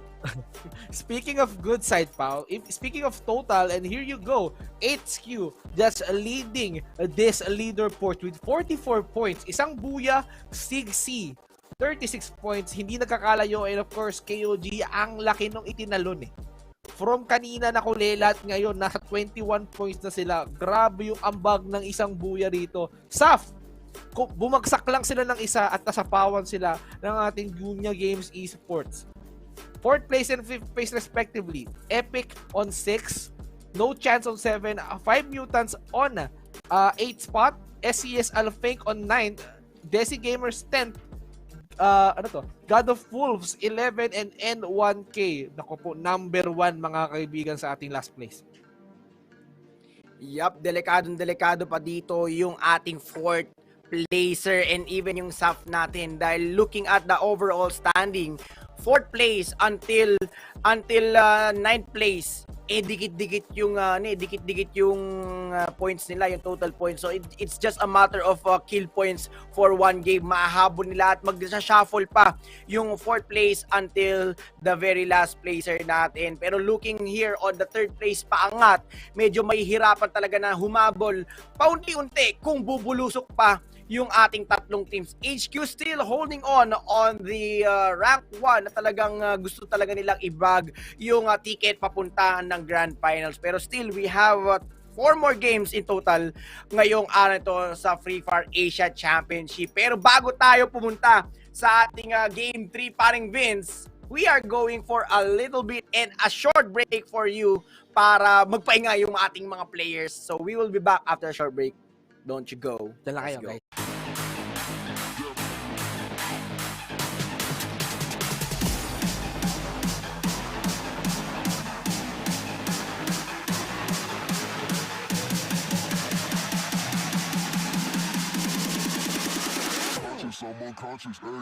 Menurut gua 3 negara yang kuat tuh ada Thailand, Vietnam, sama Malaysia. Karena mereka semua disiplin. FFAC là sân chơi của Việt Nam, Thái Lan và Indo. Các nước còn lại không quan tâm. अगर बेस्ट 3 घंटे की बात बोलूँ मैं Asia championship में, तो एक थाईलैंड हो गई, एक अपनी वियतनाम हो गई, इंडोनेशिया हो गई, क्योंकि बिकॉज यहाँ की टीमें वर्ल्ड चैम्पियन भी रह चुकी हैं और हाँ काफ़ी एक्सपीरियंस है. तो that's why. Theo mình 3 quốc gia mạnh nhất đó là Thái Lan, Indo và Việt Nam. Thì Thái Lan và Indo đã từng vô địch thế giới. ประเทศที่ 1 ก็ไทยครับประเทศที่ 2 ก็ไทย 3 ก็ไทยครับ Thailand, Vietnam और फिलीपींस. फिलीपींस मुझे साफ बहुत पर्सनली पसंद है. थाईलैंड से किंग ऑफ गेमर और Vietnam से HQ sports. คิดว่ามีทีมไทยกี่ทีมเข้าสู่รอบไฟนอลเหรอครับผมคิดว่าทีมไทยทุกทีมมีโอกาสเข้ารอบไฟนอลหมดเลยครับอยู่ที่จังหวะแล้วก็ทามมิ่งครับ ทั้งหมด 5 ทีมครับ ทีมยืนไปแล้ว 1 ทีมเพราะว่าทีมไทยเก่งทุกทีมครับ Menurut aku, Thailand pantas mendapatkan 5 slot tersebut karena mereka menjuarai di turnamen sebelumnya. Mình nghĩ là không, vì chưa chắc biết được điều gì. Tại vì ở chung kết thế giới thì đã có một đội tuyển ở Thái Lan rất là mạnh và họ đã bị gác lại khỏi chung kết. मुझे नहीं लगता FFAC के फाइनल में थाईलैंड की 5 टीमें होगी. कवर करना जरूरी है, लेकिन यहाँ पर ग्रेनेड काम आएगा, बिल्कुल काम आया, डाउन किया, चीरा, with a grenade, team there, shut down, team out of that.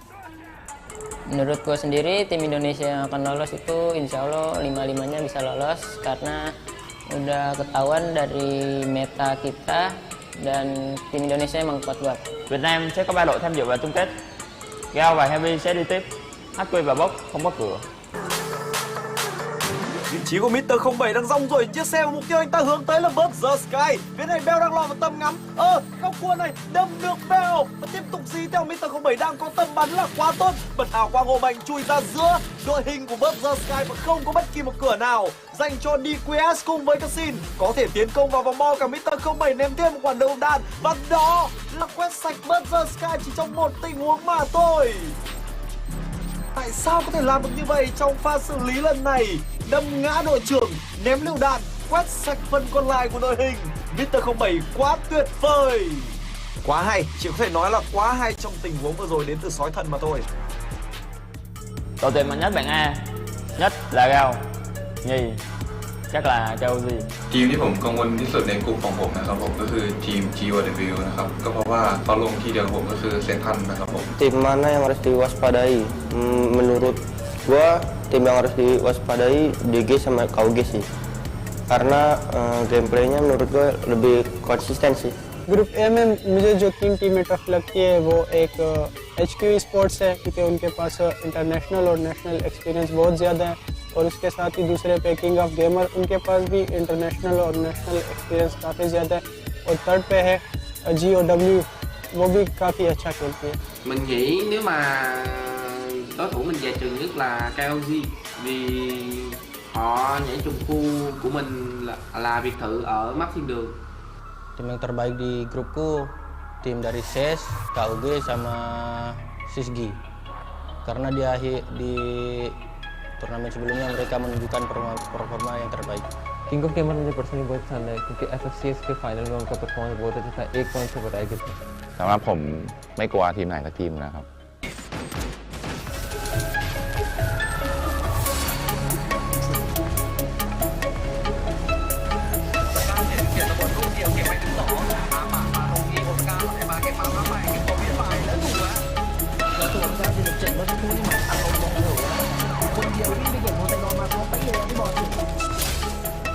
Pesan gua untuk fans DG ya tetap dukung kita, semoga kita bisa memberikan performa yang maksimal di ajang FYP nanti. To our supporters, we will do our best to conquer the group stage to end.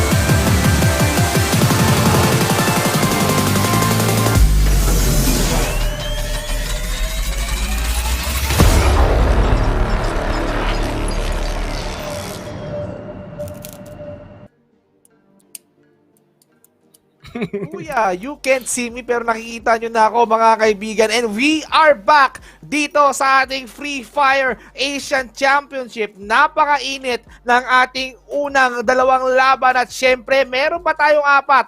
Magpapakilala muna kami. Kami nga pala inyong mga casters, Vince G together with me here is Paulo B. Ako'y na-excite lang naman, no? Kaya, Pau, after ng mga nakita natin, feeling ko dapat i-transition na nila ito into match number 3 na kaagad eh. Ako goods ako dyan para makita na kagad natin ang bakbakan. Pero before anything else, we would like to invite you all na mag-follow and share nyo yung stream natin, guys. Again, let's support our PH representative na naglalaro ngayon dito sa Playins natin. We have the staff. And again, for that game 1, game 2, we've seen a lot of gameplays na from the vehicle, from the frag grenade, and even yung mga rooftop gaming nila. Pero syempre, kada mapa may iba't may iba yan. So game 1, game 2 mag-ibang mapa ngayon. Game 3 medyo mainit-init na. As in, parang Vinci, parang totoong mainit talaga, literal na mainit dahil pupunta tayo sa purgatorio. Napakainit nga doon, no? After natin sa Kalahari map, Pao, no? Eto na, oras na para magbawas ng kasalanan. We are going in the purgatory. This map is so popular dahil ito yung mapa na may lake sa gitna, and feeling ko ito ang isa sa mga hot trap na mga players. Pero I think they don't even care kasi wala yan sa mapa, wala yan sa posisyon ng aeroplano. Ang mahalaga, once na pwede na baba tayong lahat. Magsabay-sabay tayo at paunaan na lang sa tinatawag din ng sweet spot. Uwa ng barel, kapag may nakita ng kalaban, paputukan mo, get those kill points ready and advance para makuha ang ating buya. Paano nilalaroin yung Pau? Ayun yung pinagtataka ko sa kanila since they're being so aggressive. They're being reckless, pero I've seen how HQ Esports did it. It really works. Aggressive na, maingat pa. Yup, and speaking of aggressive, lalo-lalo na sa unang drop, no? Halos pare-parehas sa team lang din naman agad-agad yung mga na-eliminate. We have the N1K, the number 1 king, nandyan. So talagang yun nga lang, bumawi na lang yung KOG. Bumawi na lang talaga sila sa game 2 kaya nung game 1 na early out. Pero kung nakita naman natin sa mga dropping phase, kung napapansin ng lahat, almost the same kung sino yung mga teams na magkakadikit-dikit. So let's see mamaya dito sa Purgatory kung pare-pares pa rin ba ng dropping point yung mga teams natin. Lalo-lalo na HQ, they are hungry for frags. They are hungry for more points. And even the placement points, they are so good in getting the frags and even the rotation. And again, holding on to their sweet spot in the scoreboard. 2 game na kagad ang nakalipas. Still sitting pretty sila sa top number 1 natin, and mukhang wala pa tayong nakikita na po pwedeng maka-snatch ng kanilang trono, not unless matuson sila. Pero hindi ko pa nakikita na medyo humihina, medyo bumababa yung momentum nila. Parang almost every game 2 game pa lang yung nakikita natin. Almost every game na nakikita natin ng HQ, pataas ng pataas yung momentum nila at ibang HQ yung pinapakita nila. Lalo-lalo na doon nga sa game number 2 wherein saan mo makakaisip pag dikit-dikitin natin, pag patong-patungin natin yung glue wall natin dahil alam naman natin na nasa open area tayo, kitang-kita tayo pag nabarag yung natin. Well, hindi na nga sila gumamit ng ng chronosphere puro glue wall.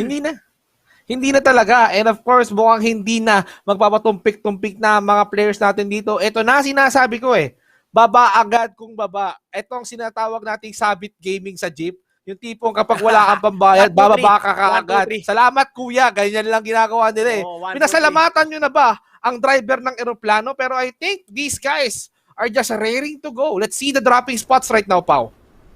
Yup, indeed. And there you go, SYZ. Sila lamang ang magkukuha ng central here on the lower part of our Purgatory map. Meanwhile naman, dito sa left side ng mapa natin, we have the DGE and even yung ating number 1 king mo ang may eliminate. Tingnan natin kung sino may eliminate. Parehas din naman na lagi na eliminate to. And again, N1K, isa sa mga nakikita kong key factor for them kung bakit sila na-eliminate dito is watak-watak sila pagdating sa dropping point. Kung makita natin yung Desi Gamer, halos magkakadikit sila, Ubi time sila Ubi Gaming. Pero yung N1K, magkakalayo just to make sure siguro na ma-maximize sila yung area, yung mga loots, at syempre mapin down nila yung kanilang mga kalaban. Pero in this case, yung advantage na ginagawa nila is the disadvantage for them para sa kabilang kupunan. And right now, sa right side natin, sa mini screen natin, HQ, binabakbaka si paring Tyson with a jump and right hook, uppercut.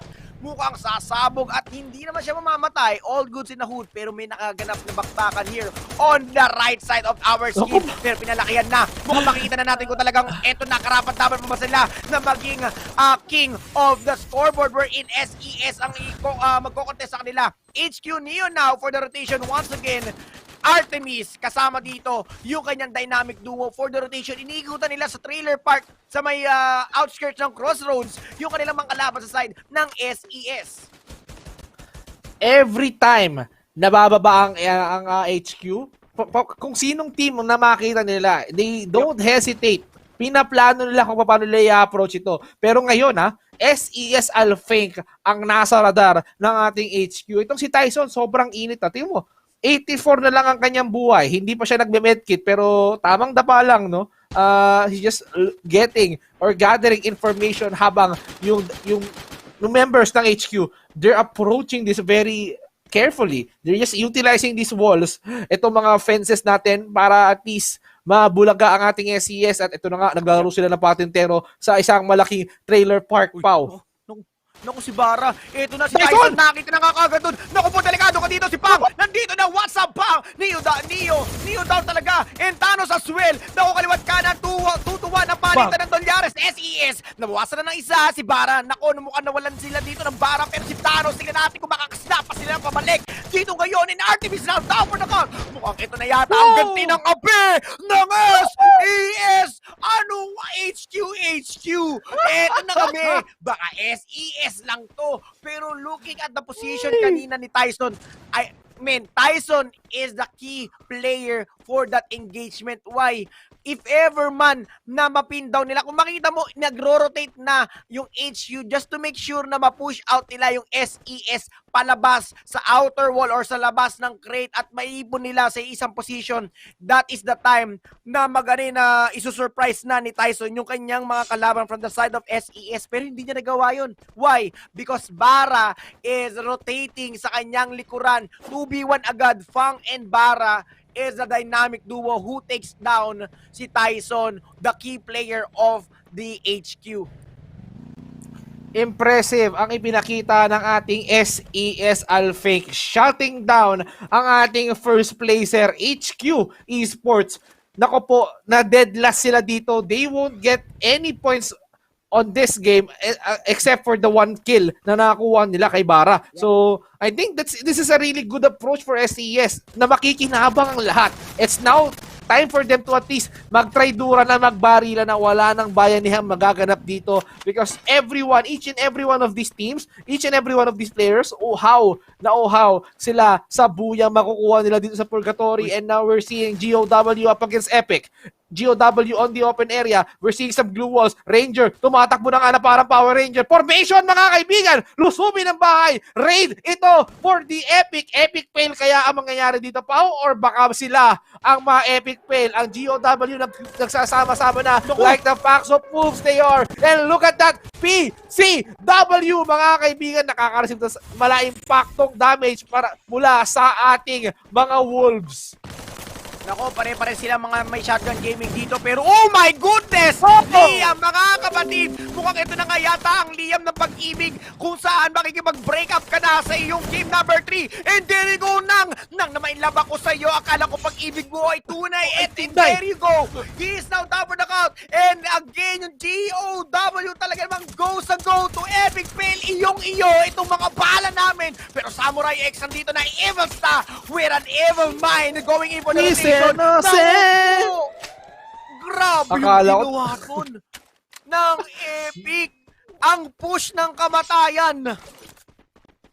Men, grabe. Grabe yung ginawa doon ng GOW. I love how they position themselves. Nakita nila na may tao dito sa simbahan na to. They just barge in. Naglapag sila ng glue walls kasi they know that Epic is there. Tapos, from there, shinotgun papalapit. Pero ito na nga, ang mga malulupitang racing car ni Return, mga kaibigan. Return, hindi natin mapagkakaila na siya ang naghahakot ng mga frags on this game. Like, you know, Return, getting that first place on, yung unang pwesto dito sa ating top kill leaderboard on our previous map. I think it's a good game for him. Pero 5 mutants, okay? Hindi natin pwede ipagkaila na sobrang lakas din ng team na to eh. Although, hindi nang natin sila nakikita na mabigyan ng chance, parang nabibigyan ng chance na magpakita yung galing nila. Pero 5 mutants, they're from the Pakistani. Sila lang naman ang second place just behind the Hotshot Esports. So, feeling ko if they wanted to go in, it's going to be a revenge. Gusto na nilang revenge sa Hotshot kapag nakapasok sila sa finals. Yup, indeed. And 5 mutants, nakita natin ng game number 1 kung saan naging agresibo sila sa gameplay. And iyon yung naging factor ng elimination nila. At ngayon, game 2, hindi na nila inulit. Hindi na sila nag-push agad-agad at hindi na sila naging reckless. At they are taking it slow. Nakakakuha sila ng placement points. At right now, sitting pretty sila sa rank number 8 natin sa overall standing kung saan medyo goods pa naman for now.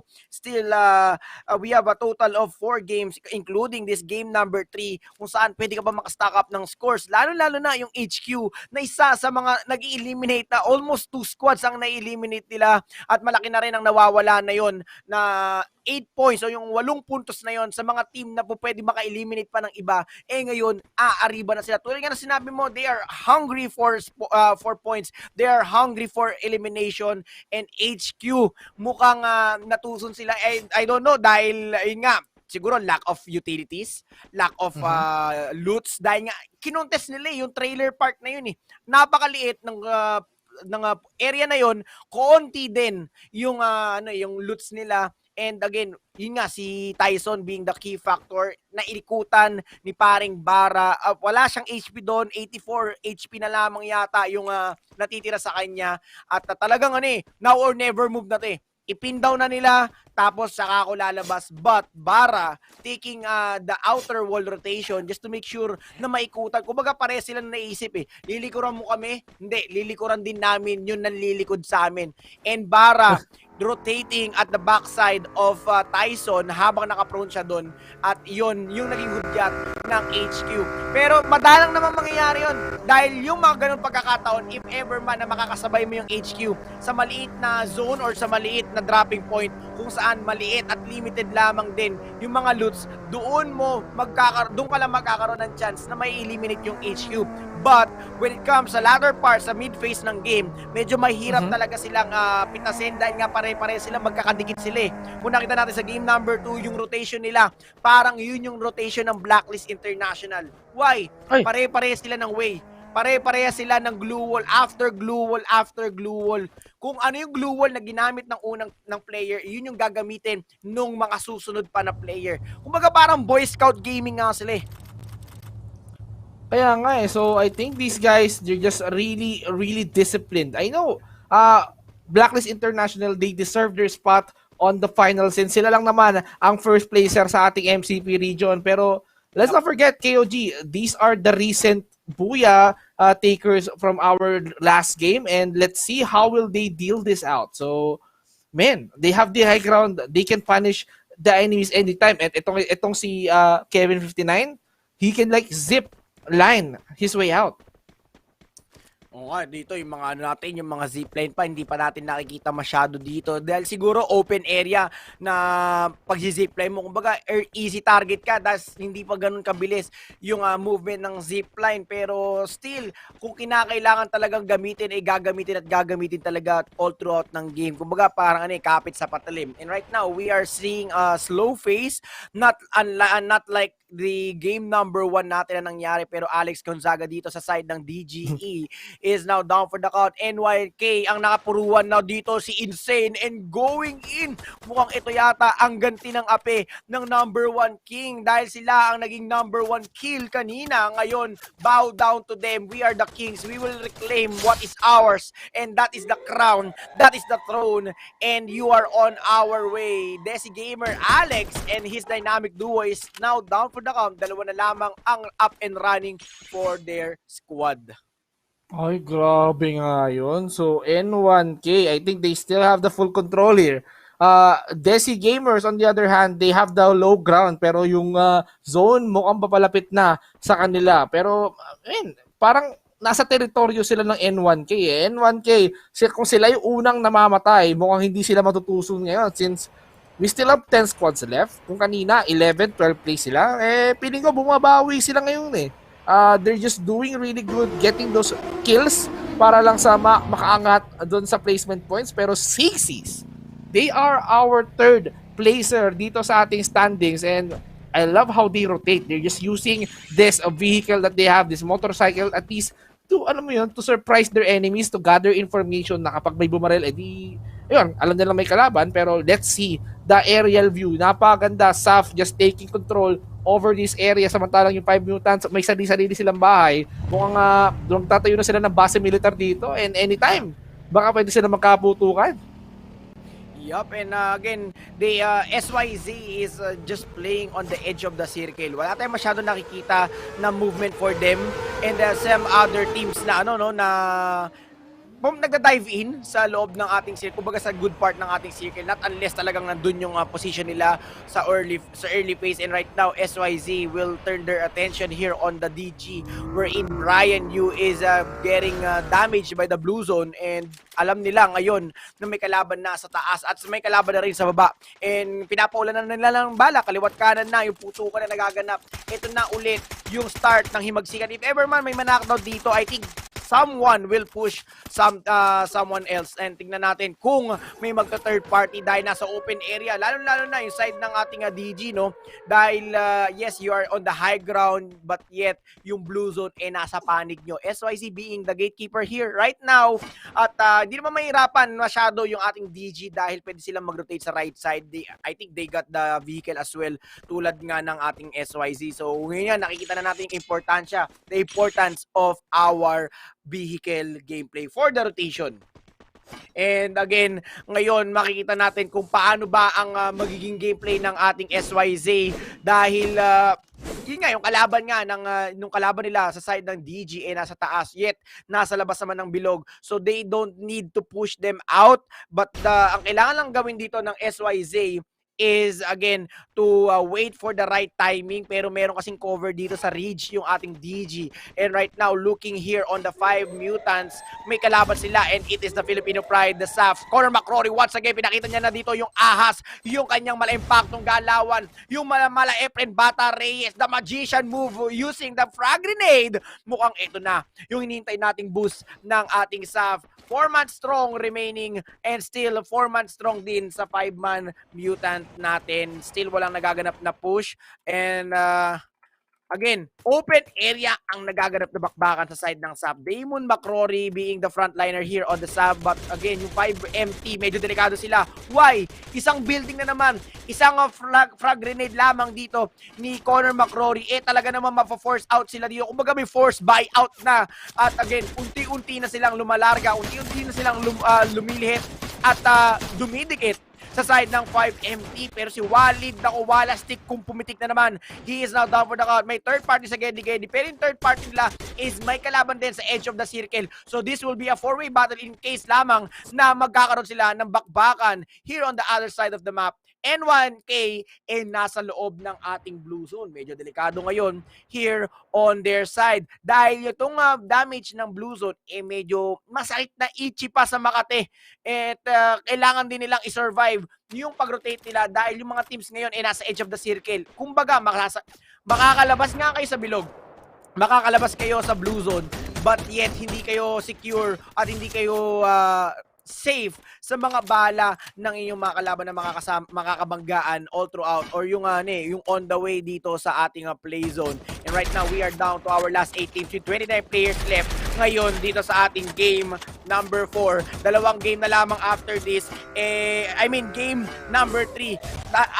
Tatlong game pa ang natitira, pero still nandito tayo ngayon. Bakbakan ng KOG versus DG and Vice with an amazing aggressive push. Muwans, mukhang mapapasigaw ka talaga dito ng back pre dahil nandito na yung buong sambayanan ng ating DG sa inyong harapan. KOG, Kevin 59. Let's see kung paano nila i-penetrate itong position nila. And again, yung mga fragment kaliwat kanan na lumalabas, may mga nakikita na tayo mga SR damage, mga DMR, mga long range battle na napipick off. And may JB, parang deja vu lang talaga ngayong araw na ito, paring Vince G. Nako, grabe nga, sobrang intense ng laban na nakita natin dito. 5x8 just holding their position para sa ating Dunya Gamers, mga kaibigan. Isa-isa nang nalalagas, and 5x8 on the other hand. Naku po! Yung sniper Lodi, ngayon nakakita na tayo ng mga sniper play, no? Ito, nakita na natin yung mga yung mga dapat na nakikita natin kanina sa game number 2. Ngayon dito nagpapakita. Pero speak of pakita, Saf, 4 beats goodbye. Cormac Rory, mukhang mali yata yung pinasukan niyang liga. 4 beats na lamang natitira sa side or sa lineup ng Saf. Lahat pa ng mga team nasa harapan niya. And 4 beats, kukuha muna ako ng katawan. Lupa mo para lamang makadagdag dito sa aking overall scoreboard. And 5 empty. Black Hawk down. Mayday, Mayday. Call back up. Mayday, mga Lodi Bells. Isa-isa na lang nawawarak ang ating mga kupunan.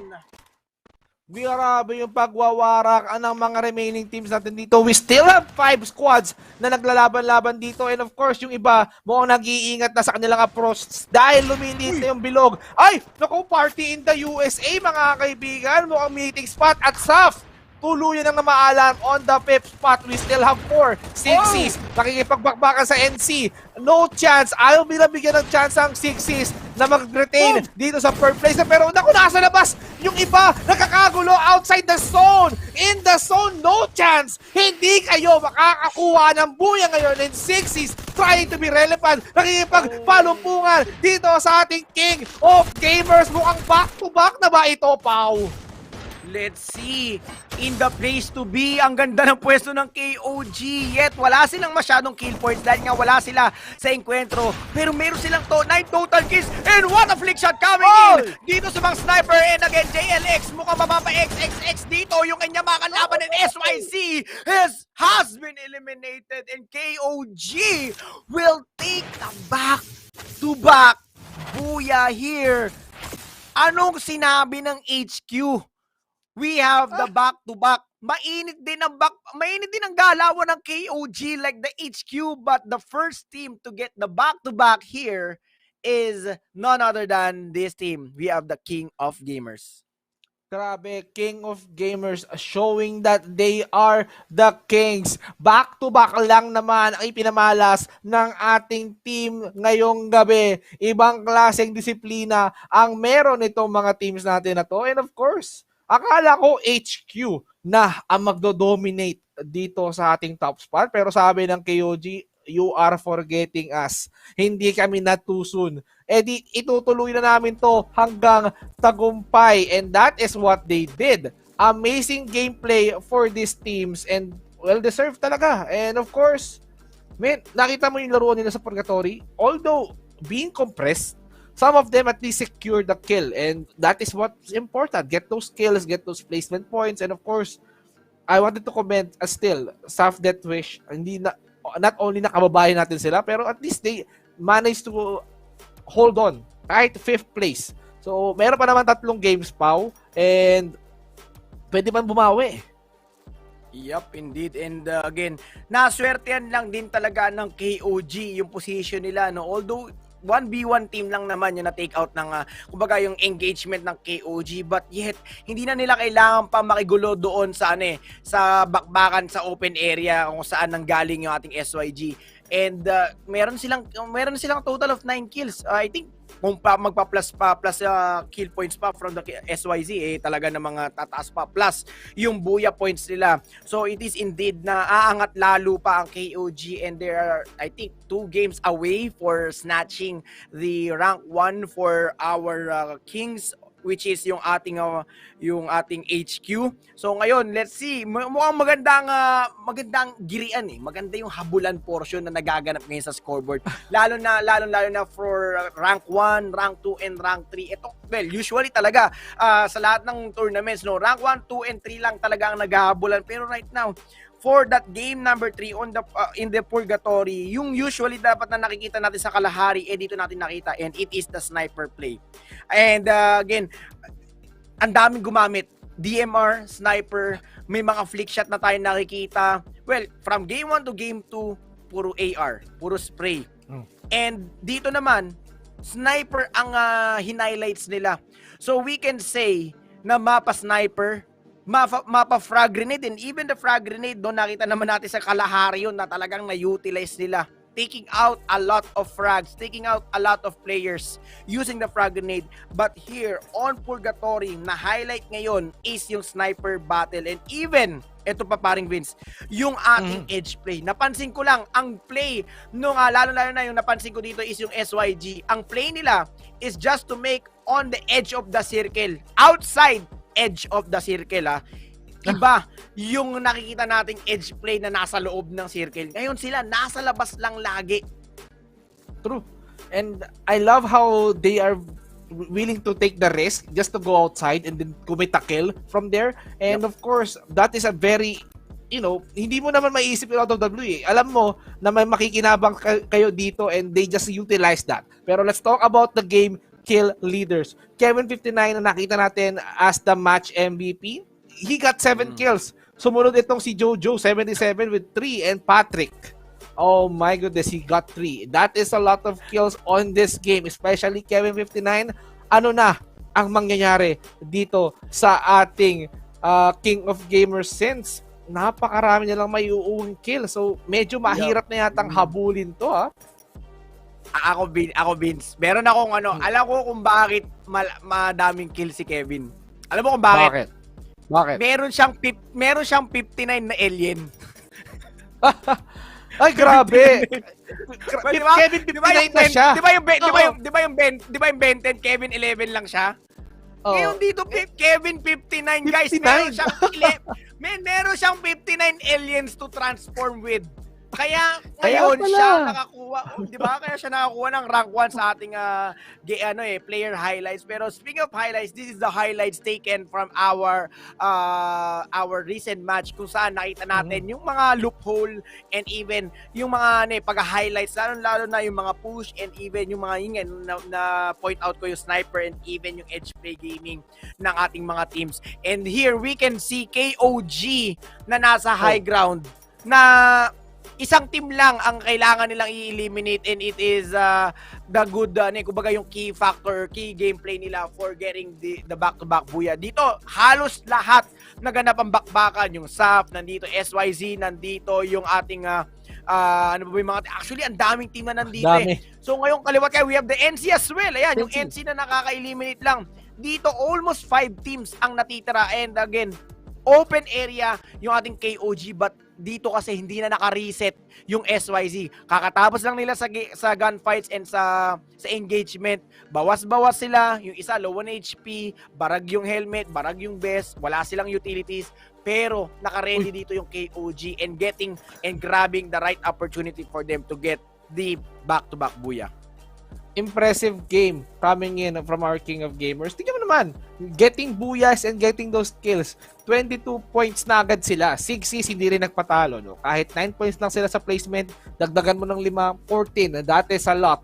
Ngayon, 5 mutants stuck on 11, SCSL fake on 10, pero SAF, Death Wish, hard stop on 6 spot. Tapos 2 lang yung kill nila. So, I think, aside from SAF and all of these teams na kasali dito, they need to step up their game since mukhang KOG, Sigsies, and HQ, they are just dominating this game. Although HQ, na hard stop sila. So, probably, ganun ang kailangan nilang gawin sa KOG. They need to put a stop. They need to put an end to the streak na pinapakita ng KOG. Especially si Kevin 59 na napakaraming alien. At tignan mo naman, pag sama-sama... Ay! Look at this! Sigsies! 50! Ito yung sinasabi ko, maganda ang love story, maganda ang kwento ng top 1, ng rank 1, 2, and 3, wherein HQ getting replaced by SYZ in just one game kung saan sila na-eliminate agad. That is a very crucial. One game only. Hindi na nila nahawakan. Kasi nakikita ko dito, minimum 9 kills. SYZ, KOG, and HQ. Minimum 9 kills if ever man na hindi sila ma-eliminate agad-agad. Isipin mo na lang ilang 9 yan. Ilang 9 ang meron pa sa darating na games. Siguro kakayanin pa to. 3-digit na score. SYZ claiming the throne away or snatching away the throne to HQ. HQ now is on the rank number 2 with 45 total points. Followed by KOG. 2 puntos lamang ang kailangang habulin dito ng KOG in order for them to replace HQ on the rank number 2. DG, medyo kalahati pa eh. Kailangan pa nilang humabol almost 2 games siguro dahil yung kill, minimum kill sila siguro naglalaro lang sa 4, 5, mga ganun. So etong rank 1, 2, and 3 KOG, SYZ, and yung HQ Esports natin, minimum 9 kills ang nakikita natin if ever man na masosurvive nila yung early phase until the mid phase of the game. You know what? Sigsies, napaka-impressive ng gameplay nila. Napaka-impressive ng run nila all throughout these 3 maps. Nakita mo naman, no, wala silang kahit isang buya. Nag-invest sila sa placement. They're just consistent being on the 3rd, 4th, or 5th. And ngayon, napagbigyan sila 6Cs ending up on 2nd, but they have a lot of kills in their bags. Tingnan mo, natulak sila. 50 points. Na-overtake nila yung isa at 2 buya. And they just secured it. So, mahihirapan yung ibang teams na makakatch up since ito na, nagdo-dominate na ang ating 3 kings, Sigsies, HQ, and KOG. Ang pinakaiba lang ng HQ, although yes, consistent sila nung 2 games, pero on 3rd game, wala eh, na-hard stop sila. KOG, consistent on our last 2 games, pero na-hard stop din sila on our game number 1. So, ayun lang ang pinakaiba ng, HQ and KOG na hard stop sila. So, consistency lang talaga is the key for Sigsies. That's why silang first. Yep. Dito makikita natin for the rank 1, 2, and 3. Ang question natin, sino ang team na matutuson para mapako yung score nila? Pero speaking of pako, syempre hindi tayo mapapako dito sa engagement 5MT. Naku po, delikado na naman kayo, Lodi. GOW Hashu nandito na sa baba lamang an Evil Star. Meron siyang masamang binabalak dito. 3 Musketeer. First Blood going in for Ranger, Power Ranger. Black Hawk down. Mayday, Mayday. Nasa na. And 5MT. Laging ganito ang nangyayari. Pero dito naman sa side na ito, wala silang loot. Na-occupy agad ng GOW and Evil Star with the Tommy Gun. Black Hawk down, getting eliminated. Walid and Hasho na lamang ang natitira sa kanilang kupunan and still applying some pressure after pressure. GOW with a 4-man push. Nakita na dito gamit yung shotgun, pare. At nandito na Hasho. Goodbye! 5MT has been eliminated. Talaga namang saktong-sakto yung pagkakarinig natin 5MT because they are empty here on our game number 4. Wala silang magawa doon dahil wala silang loot, walang utilities. Kaya mamba out and yun nga lang, dun lang sila nakakuha ng loots doon sa palawang building na pinuntahan nila. Pero na-establish na kasi yung ating GOW for that push. Pero Bara, naku po, delikado ko dito, Lodi. Kinapon ng gangster. Kinapon siya ng gangster. Nagulat ako doon, habulan agad pagka-transition. Pagkalipat, sana uli nabol. Habulan. Sana uli nabol, paring Binsky. Oo, hinahabol pero SCS, they have the full high ground control. Look at this, Fang and Jojo, they have full control on this map, mga kaibigan. JXL, no kill, nasa may low ground. He needs to peek carefully or else tatalsik talaga ang ulo ni JLX no kill dito. Oh my goodness, anong nangyari doon? Nakita mo si Thanos kung paano tumakbo. Dalawa sila hinahabol. Men, alam ko si Bara, siya yung nangahabol. Alam mo na yung reference ko ha. Si Thanos, tumatakbo din. So, makita mo, alam mo yun, parang nagpalipad ng drone, tapos makita mo may riot, tapos ang kalaban ng isa ay 4. Yun yung nangyari dun. Pero right now, nandito ng SES, parang may literal, tumawag ng SOS si Bara. Mayday, Mayday, nasa na yung mga tropa ko? Hinahabol ako ng mga gangster ng KOG. At ito naman KOG, nasa kanila yung momentum with a back-to-back. And right now, kahit na nasa kanila yung advantage doon, 4v2 situation, hindi nila pinilit. Why? Inaalagaan nila yung back-to-back. Inaalagaan nila ngayon dahil isang iglap lamang po pwede nga silang mawala. And Thanos nakita na. Speaking of mawawala, mukhang mag-snap na si Thanos dito, low on HP. And Osaka 77, nakita na si paring Thanos. Thanos na mahina dahil wala pa sa kanya yung Infinity Stone. Ngayon, paano ngayon ang gagawin nila? Watak-watak ang SES. Nandito na ang ating mga Revenger. And there you go, JLX. No kills because you are dead, mga kapatid. Kevin 59, hindi kinaya ang lakas ng isang SES. Ibang klase. I think KOG, they wanted to at least rake up some kills. Osaka being taken down. At wala na. Ito na ang hard stop na sinasabi natin dito, Pao. Every first placer, lahat ng makina nila, gigil na gigil sila para tanggalin sila sa laro. Para hindi na umusad ang puntos. Pero ang dapat nilang tutukan dito is yung Sigsis na kanina pa nagpapaka-sitting pretty. They're just approaching this game very carefully. They just need the placement points. Consistency is the key. Ayun lang ang laruan nila. Pero, man, that is an impressive gameplay coming in from those guys. SCS, they just dominated and put an end to an era of buyas na pinakita ng ating KOG. Nangyari doon lahat. Feeling ko yung may hawak ng rank 1, may sumpa eh. Rank 1 getting eliminated on the first phase of the game. Well, although all goods lang dahil maganda for us, maganda sa entertainment dahil nga tulad nga na nakikita natin, no, isang iglap lang pwedeng magbago yung ranking agad ng rank 1, 2, and 3. Why? Kasi HQ, SYZ, KOG, sila yung dito nagpapakitang gila, sila lang naman yung halos nakikita natin na laging may mga frags, laging may mga elimination, at laging talagang pabibo eh. Kumbaga talagang kaliwat kanan yung elimination nila. Plus, ang ganda ng performance nila. Pero SYZ, isa sa mga sinasabi kong team, pumapasok na dito sa may factory side. Mukhang mapapa-chocolate factory, but hindi lang isa ang kalaban nila. It is on the NC side. Return of the comeback. Nandito na si Patrick Starfish. Bumaba na sa kanilang SpongeBob Mobile. It's Ming. Tataboy na nila yung kanilang mga kalaban. So, it will be a one team versus one team. Pero hindi alam ng SYZ na may DG dito sa loob ng factory na nag-aabang lamang ng mahimbing sa pagpasok nila sa loob.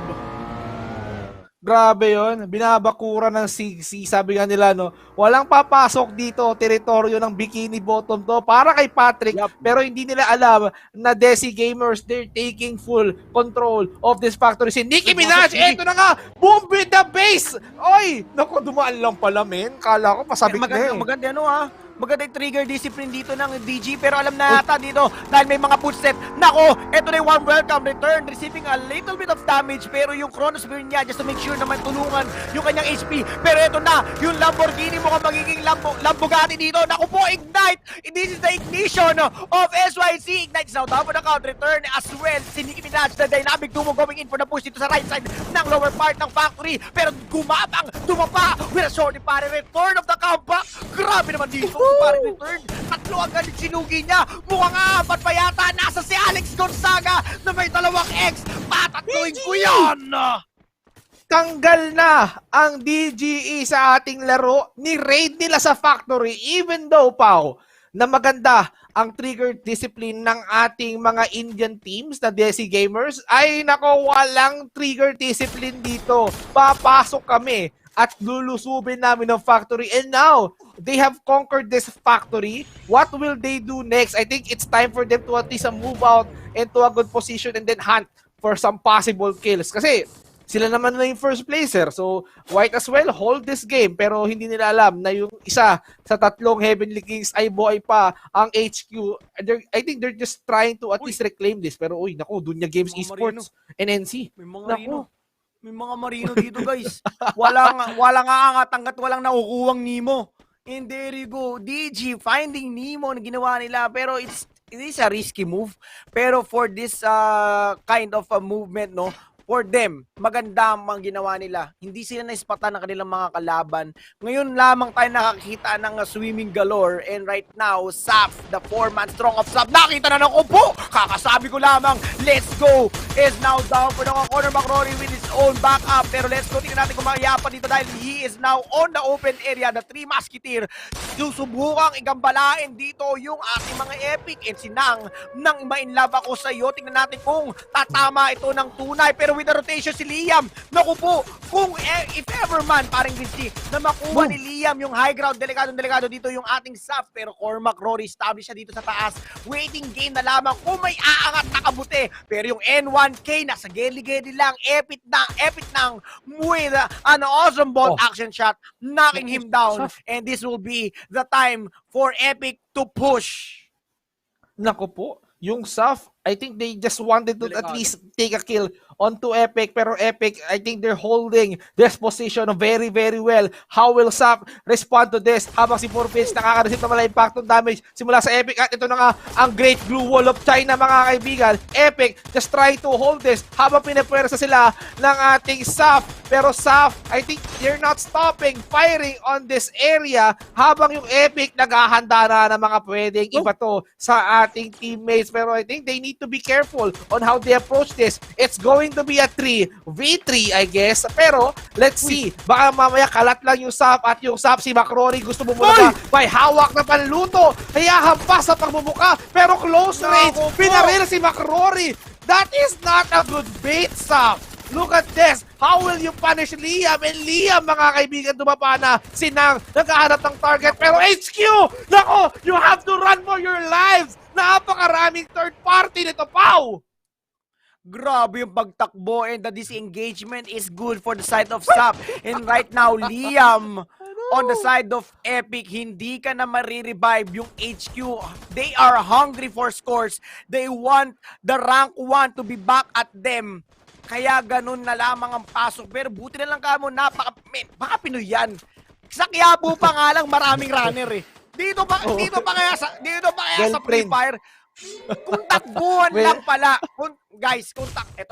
kung takbuhan lang pala ang usapan, baka Pilipino number 1. Ang daming tumatakbo sa responsibilidad sa bahay. Ang daming tumatakbo. Ang daming masalatan ng kind of takbo nandito na. Ngayon, that is a good disengagement for them. May ipit sila from the side of, again, yung Epic at saka yung HQ. Pero dito, HQ, dalawa lamang na pick off nila. And I think it is Connor McRory dahil na nakanockdown saktong-sakto yung pagbaba nila dahil they heard the gunshots on the lower part of the hill kung saan sila nag-push kanina. Grabe nga yun. I think Saf, they know what they did. Nakita nila na may chance sila na patayin yung Epic, pero once na nalaman nila na papunta na yung HQ para lang manlimos, ito na yung parang ito yung pinaka-legit na Thanos eh. Taga-linis, kumbaga. HQ, anong ginagawa nyo dyan? Walang gulo-gulo dito, kukunin namin yung mga kills. Binigay nila sa Epic eh. Binigay na nila yung Epic sa HQ, tapos nagbamba out na lang yung Saf. I think, in order to at least rank up, or umangat yung puntos nila sa placement, I think that's a wise move for Saf, and that's very impressive. And Epic, mukhang pilay ang kanilang members since nabawasan na nga ito ng HQ. And HQ, I think they're not stopping until na mabawi nila yung first top 1 spot. And right now, dito sa side naman ng Pochinok, dalawang squad na naman ang pwedeng magkaroon ng girian. We have Veggie, 77, Psych, Wally John, and Shira na kaninang naging Robin Padilla. Kalaban nila ang isang kupunan na kompleto sa Ricardo's Day. We have the DG. We have Brian Yu, si Ikam nandyan din, si Made JV, and again the other player. But again, DG is the only team dito sa dalawang team na ito, sa NC at saka sa DG, na nasa edge of the circle. Right now, NC needs to push on the side of DG or take the left side and take the warehouse, yung big warehouse natin. Pero yung SYZ kasi nandito lang sa area nila at pwede silang maispatan. The question is, kung i-engage ba ng SYZ since isa rin to sa naghahabol din at nagbe-maintain ng momentum nila sa ating scoreboard. Lalo-lalo na yung HQ, buhay na buhay pa. Yung KOG, kakapahinga lang. Ngayon, two of the top dogs here on our overall scoreboard is still alive, HQ and SYZ. Sino ang magre-reclaim ng panibagong trono? Pero speaking of trono, nandito na pinapasok na. Thanos will be the entry frag, and Tuka mukhang tinutuka na dito ng tuka dito ng kanyang kalaban, and Mr. 07, Mr. Real is inside the building. Paano magiging galawan dito ng GOW?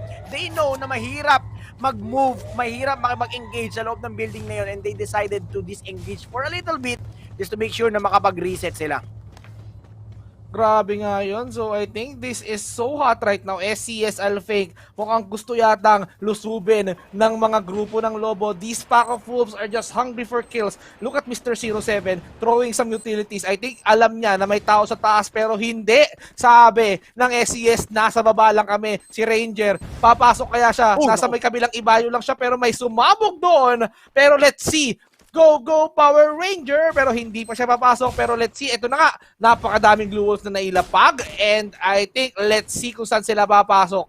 GOW, I love their discipline, pero ito na nga ang hinihintay natin, Pao. Isa-isa ng ginugulo ng GOW, ang mahimbing natulog ng SCS Alfake. SCS Alfake, what will you do? Dumapa si Ranger. Kailangan niya natawagan yung ibang mga Rangers para buhayin siya. And here comes Mr. 07. Pero yung zone, wala sa kanilang pabor. Mr. 07 nag-iingat. He's just trying to approach this area very carefully habang itong sila Thanos mukhang gusto ng pumitik. Pao! Good yung side ng SES. They are just delaying the push of GOW. GOW applying and using all the utilities. Yun nga, si Ranger nga, no, na knockdown sarili niya ng frag grenade. Dito, wala namang kailangan gawin dito ng SES, just to make sure na, ma-defend lamang nila yung vicinity nila, yung area nila. And GOW, sila yung nag-apply ng pressure dito just to make sure na ma-eliminate nila yung SES. Pero ito na, pagpasok ng api. Tuka, napakagandang flank na yun. Pero again, siya na lamang matira matibay dito sa dalawang squad na ito, and there you go, pinasok na, nilabas pa, and GW once again. What an engagement for them. Tulad nga na sinabi ko, SES, waiting game lamang sila doon. Bahala kayo, madelay kami, madelay din kayo. Yung blue zone nasa inyo din. Kami, all goods in the hood. Kami yung kailangan yung i-push. Kayo yung nape-pressure. Kayo yung nagmamadali. And the game is on our side. And right now, Tyson sa side ng HQ with that multi action. Si Wang Zhu nandito rin sa Gedli. He's now down for the count with that sniper shot. Sniper kill coming in from Tyson. Right, and then yung mga frag grenade unti-unti na nagsisilabasan, pero Connor McRory, naku po, feeling ko si Connor McRory gusto maging chef laging try pan yung bit-bit niya for the engagement. Napakagaling talaga ni Connor McRory. Grabe nga yun, McRory just trying to at least get some kills. Pero si Funky M, he wants to punish Forbids. Pero the glue wall will be holding him into place. NC being eliminated right now. HQ holding the top spot. Dinideny nila yung entry ng mga nasa labas ng zone. Pero let's see, Epic na nag-iisa sa may bandang baba. Si yung isang member ng DG na si Made JB. Naku, kapitbahay lang. Funky M just trying to hide very carefully. Pero look at this. The gunfight isn't stopping. Funky M landing those kills and securing another point para umangat ang posisyon ng HQ dito. SCS nasa may kabilang ibayo, and N1K. They wanted to at least become very relevant, and of course kinakabahan na ako pa, baka mamaya mag-blue screen ulit ako. Huwag kang mag-alala dahil yung blue zone nandito na sa Gedi-Gedi. N1K, naispata na dito ng ating HQ partida. 5 kills in total. Yung ating HQ, wala na sa kanilang lineup yung isang player, pero Tyson with an amazing sniper shot. Grabe, never give this man a sniper dahil he is one deadly sniper dito. And NYK, just like that, 8 kills in total ang meron ng HQ, and I think they will reclaim what is their that is the throne, the crown, and SES medyo ipit na dito. Ipit Gaming, yung HQ going in for the 3v2 situation. Let's see if SES can clutch this. Pero si Punky M hindi nagiging reckless dito. They are waiting for the right time. Yung Shorty Pares nasan dito na. Pero yung circle, ang control is yung HQ. If ever man manalockdown dito ng SES, itong dalawang player ng HQ na malapit sa kanila, they will still have a little bit of trouble dahil nga yung isang player ng HQ ay nasa likod, applying some support and controlling the circle. They are just waiting for the right opportunity. Pero si Punky, naku po, low on HP. Pero Neo down with an amazing, I think, landmine. Neo will fall down as well. Naku, pero SES out. SES. What? Man. What? Oh, man. HQ. I mean, eto na, mukhang gigil ang ating HQ dahil na hard stop sila dun sa Purgatory map, and now the return of the real kings. HQ Esports taking this 4th game, mga kaibigan. Impressive dahil at least sabihin natin hindi sila ganun ka-consistent dahil na-stop sila, pero they have the chance at least to go back into the first spot at maagaw ito from the 60s, at mukhang hindi maganda ito for the KOG dahil they have been denied earlier in this game. Kawawa talaga, men. Yep, kawawang-kawawa talaga, lalo-lalo na yung habulan portion ng KOG kanina. Pero here to appreciate the HQ, Tyson, the Sniper King. Kung meron tayong na-unfold ng MCP na meron tayong Grenade Launcher King, we have right now Tyson, the Sniper King. Very lethal in using the bolt action. Tyson is one hell of a player using the sniper. Tulad nga ng sinabi ko, no, Tyson, napakalupit. Lalo-lalo na he is the key player for their team in order for winning the gunfight and the engagement. So all good sila dito, Tyson proving na talagang kumbaga fragger siya ng team na to. Ako yung carry, ako yung core ng squad namin, and using that sniper shot, man, flawlessly done. And I am sure na talagang aangat na naman sila at bababa na naman yung ating KOG. Baka nga pwedeng nasa 3rd place na yung ating KOG. And speaking of Tyson, mga kapatid, 5 kills lang naman ang meron. Total damage of 1,568. Total damage using majority is yung sniper dito sa game number 4. Man, Tyson, if ever mawawala si Tyson sa lineup nila, tulad nga ng naganap kanina sa game number 3, Tyson is the first player na ma-eliminate or ma-knockdown sa lineup nila. Medyo nag-stumble apart sila at again, nag-eliminate sila dito, paring Vince. Grabe nga yun. So as you can see, our game kill leaders, Thanos just leading with 5 kills. Although hindi sila nakabuya, pero si Thanos napakaraming ambag. And Tyson, naku po, pumapangalawa. And of course, as you said, ito na ang ating Sniper King. What an impressive kill. So 5 kills for his head. And now Fung na sumunod. 4 kills lang naman na naiambag nila. So napakaraming kills na nakita natin dito on our Free Fire Asia Championship, and let's see how will this lead these players para makaangat dito sa rankings. Pero before we show the brackets is pag-usapan natin itong highlights. Look at this, 5MT unang natanggal agad eh. Yup, ito dito rin kasi very critical, and kailangan mo din talagang maging aware sa surrounding mo, lalo sa early phase, dahil sa early phase lagi nagaganap yung mga mainit na bakbakan. And here sa highlights nito, KOG getting eliminated by SES.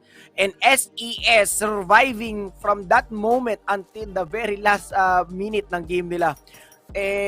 All good because of the placement points na meron sila. Pero dito naman SYZ return of the king instead.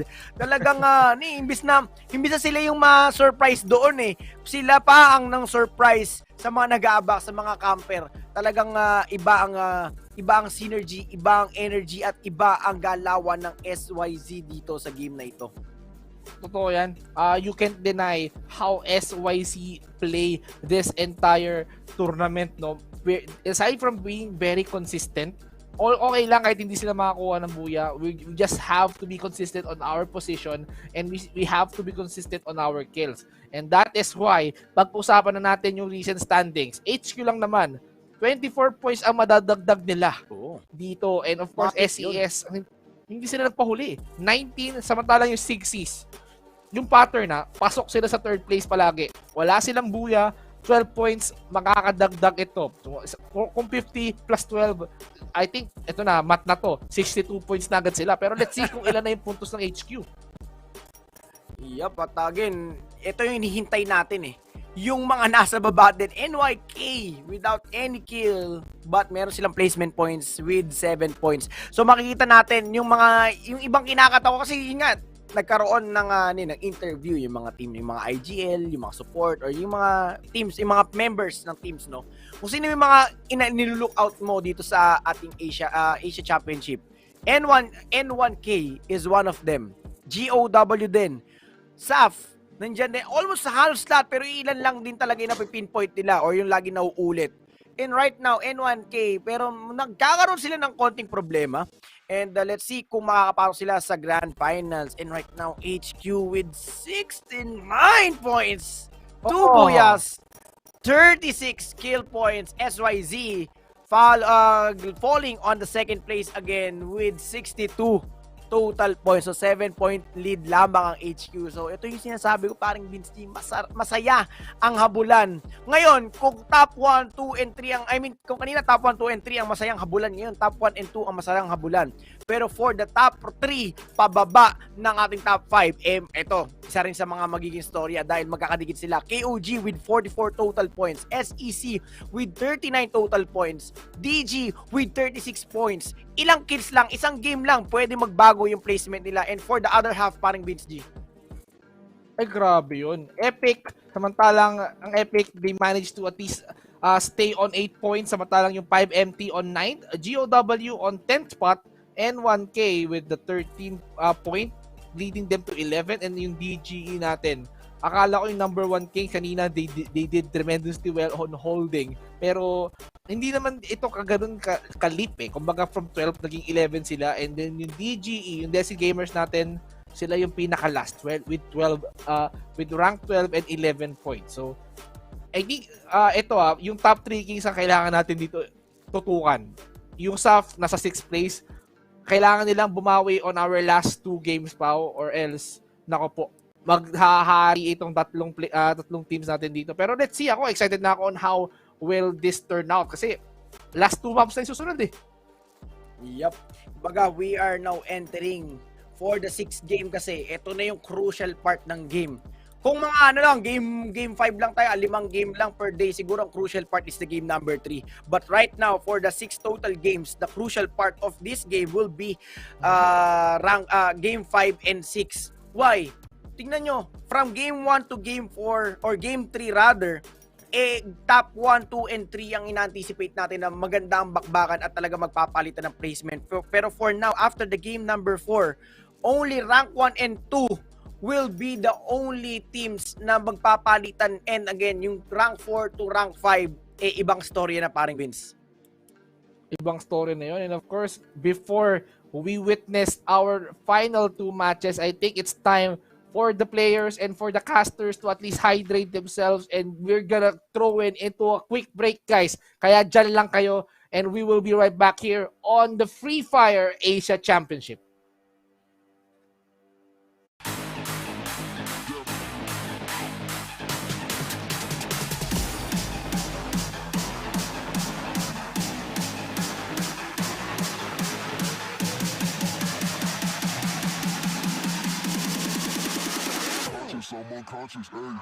Menurut gua 3 negara yang kuat tuh ada Thailand, Vietnam, sama Malaysia karena mereka semua disiplin.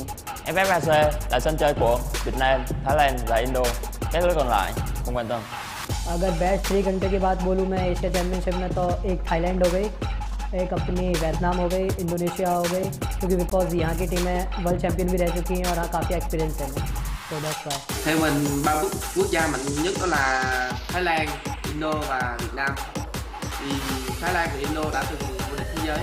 ประเทศที่ 1 ก็ไทยครับประเทศที่ 2 ก็ไทย 3ก็ไทยครับ Thailand Vietnam और Philippines Philippines मुझे साफ बहुत पर्सनली पसंद है Thailand से king of gamer और Vietnam से HQ sports คิดว่ามีทีมไทยกี่ทีมเข้าสู่รอบไฟนอลเหรอครับผมคิดว่าทีมไทยทุกทีมมีโอกาสเข้ารอบไฟนอลหมดเลยครับอยู่ที่จังหวะแล้วก็ทามมิ่งครับ ทั้งหมด 5 ทีมครับทีมยืนไปแล้ว1ทีมเพราะว่าทีมไทยเก่งทุกทีมครับ Menurut aku Thailand pantas mendapatkan 5 slot tersebut karena mereka menjuarai di turnamen sebelumnya.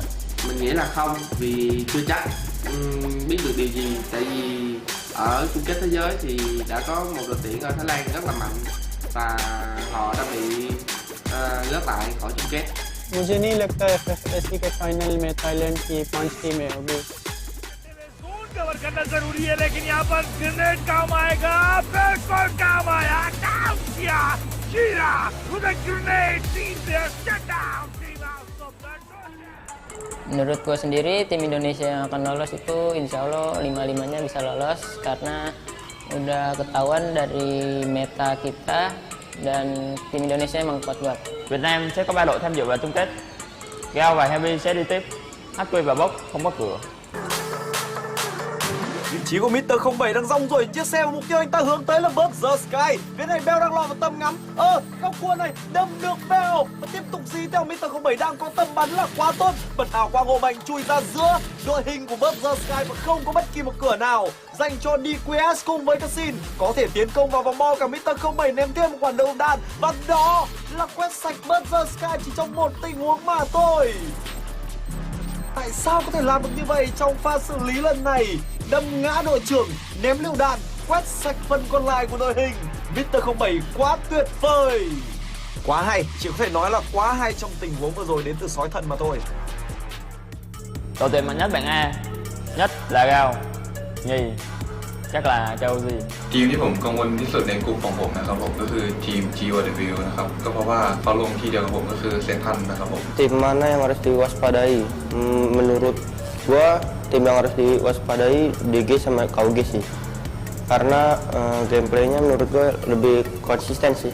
Group A में मुझे जो 3 टीमें टफ लगती है वो एक HQ स्पोर्ट्स है क्योंकि उनके पास इंटरनेशनल और नेशनल एक्सपीरियंस बहुत ज़्यादा है और उसके साथ ही दूसरे पे किंग ऑफ गेमर उनके पास भी इंटरनेशनल और नेशनल एक्सपीरियंस काफ़ी ज़्यादा है और थर्ड पे है GOW वो भी काफ़ी अच्छा खेलती है. Mình nghĩ nếu mà đối thủ mình dè chừng nhất là KOG vì họ nhảy trùng khu của mình là biệt thự ở map thiên đường.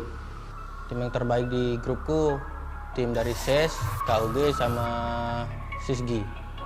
Karena di turnamen sebelumnya mereka menunjukkan performa yang terbaik. King of gamer मुझे पर्सनली बहुत पसंद है क्योंकि FFCS के फाइनल में उनका परफॉर्मेंस बहुत अच्छा था 1 पॉइंट से बताया गया था สำหรับผมไม่กลัวทีมไหนสักทีมนะครับ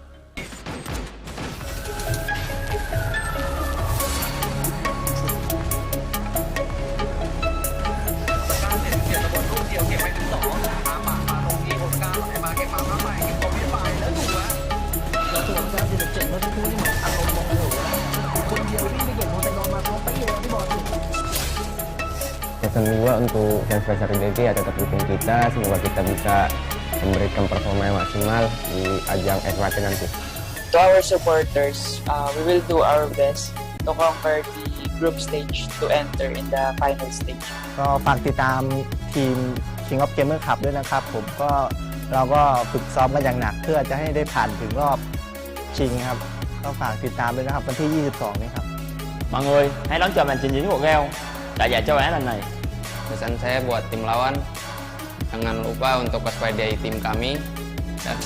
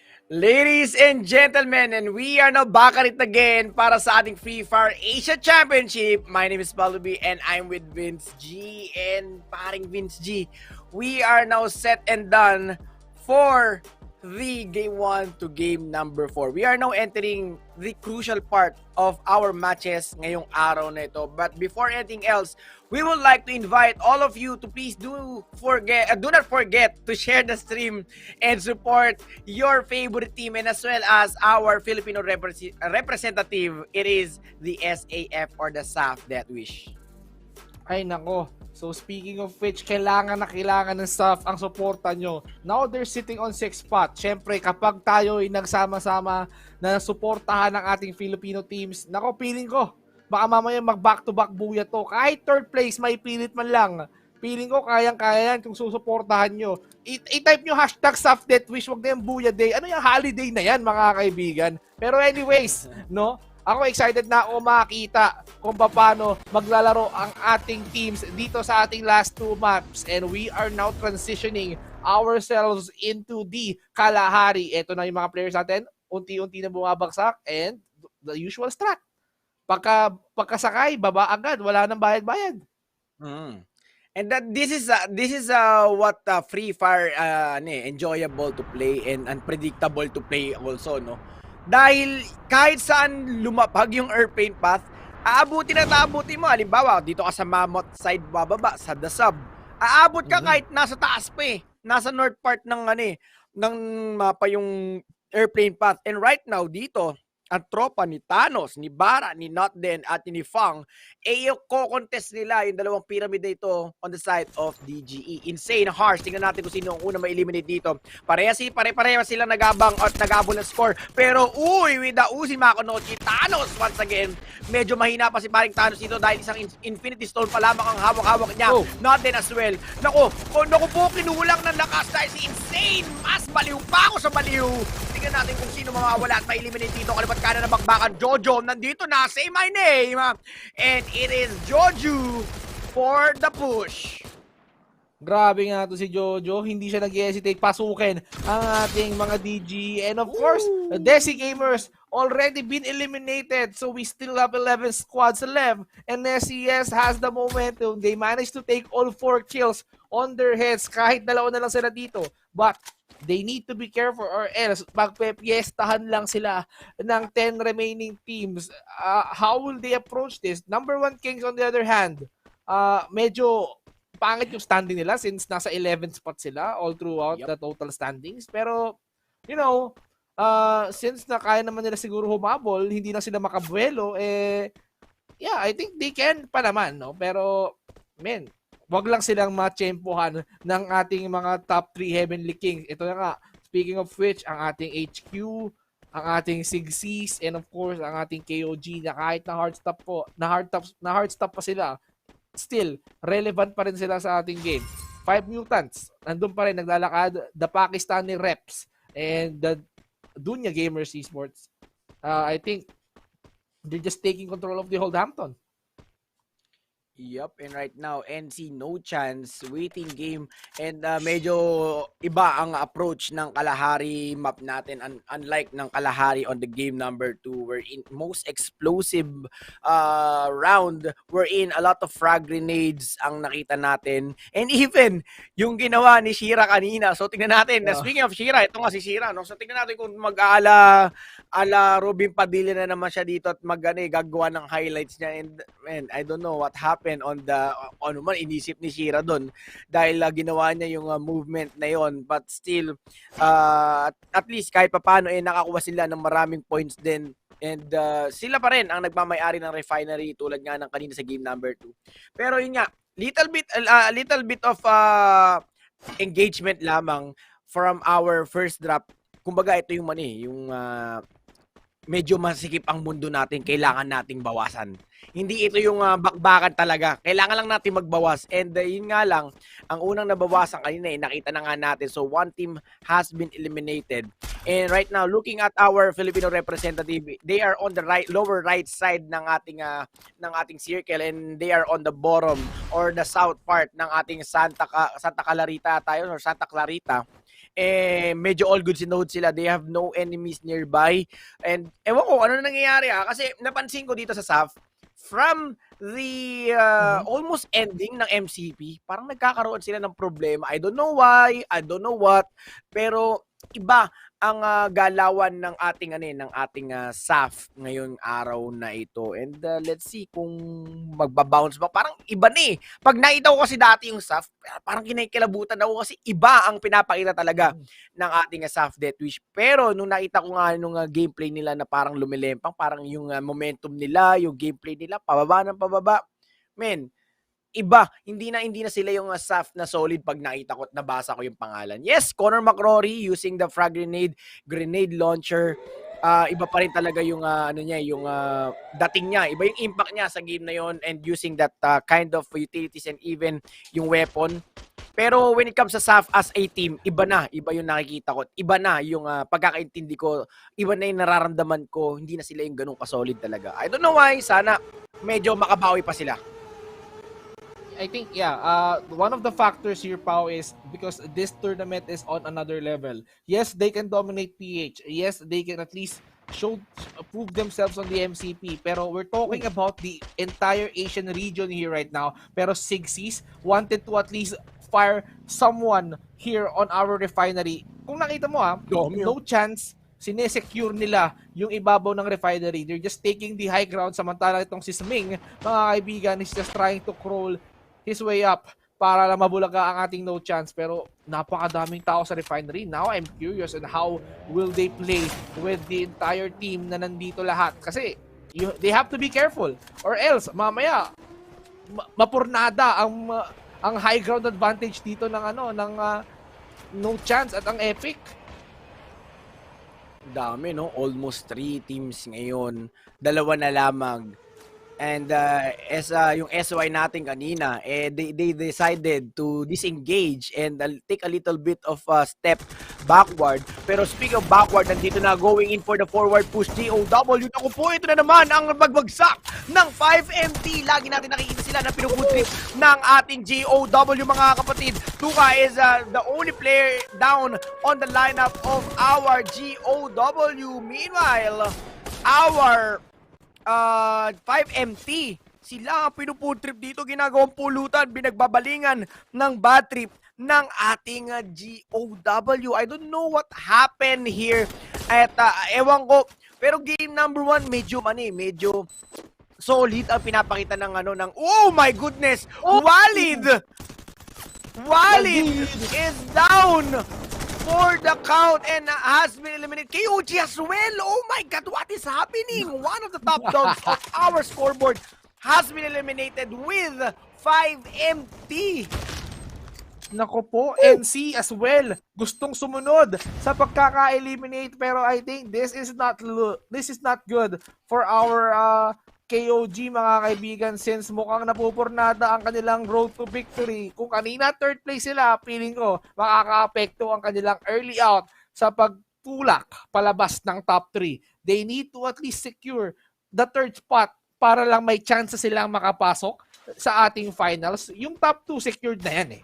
Yung top 3, pagbabataya pa kung sino sa Group A and Group B ang may pinaka-solid at pinaka-the best na squad na pwede nilang ipangompleto sa ating final sa darating na next week. And as I'm seeing it right now, Sigsies, they're so consistent. So undeniably, these guys, yung momentum is still in there. Pero samantalang itong HQ natin, nasa may mamot, mukhang gising na rin ng diwa nila. They don't want to be humiliated like that again eh.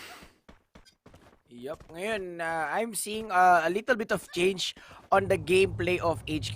Madalang ko sila nakikita na kainin or magstay sa blue zone. Pero right now, I think they know na pagka nag-choke sila sa round na to, mahihirapan na sila na humabol for the last game, and they don't want to give an edge for their opponents and be an easy target for everyone. That's why they are rotating very slow here, and again, tinitiis nila yung damage ng blue zone. Well, although this kind of gameplay is very risky dahil yun nga, yung mga teams na possible na mag-gatekeep sa'yo, madami pa. Kumbaga pag nag-late rotation ka, some of the teams, and I think majority of the teams is playing on the edge of the circle.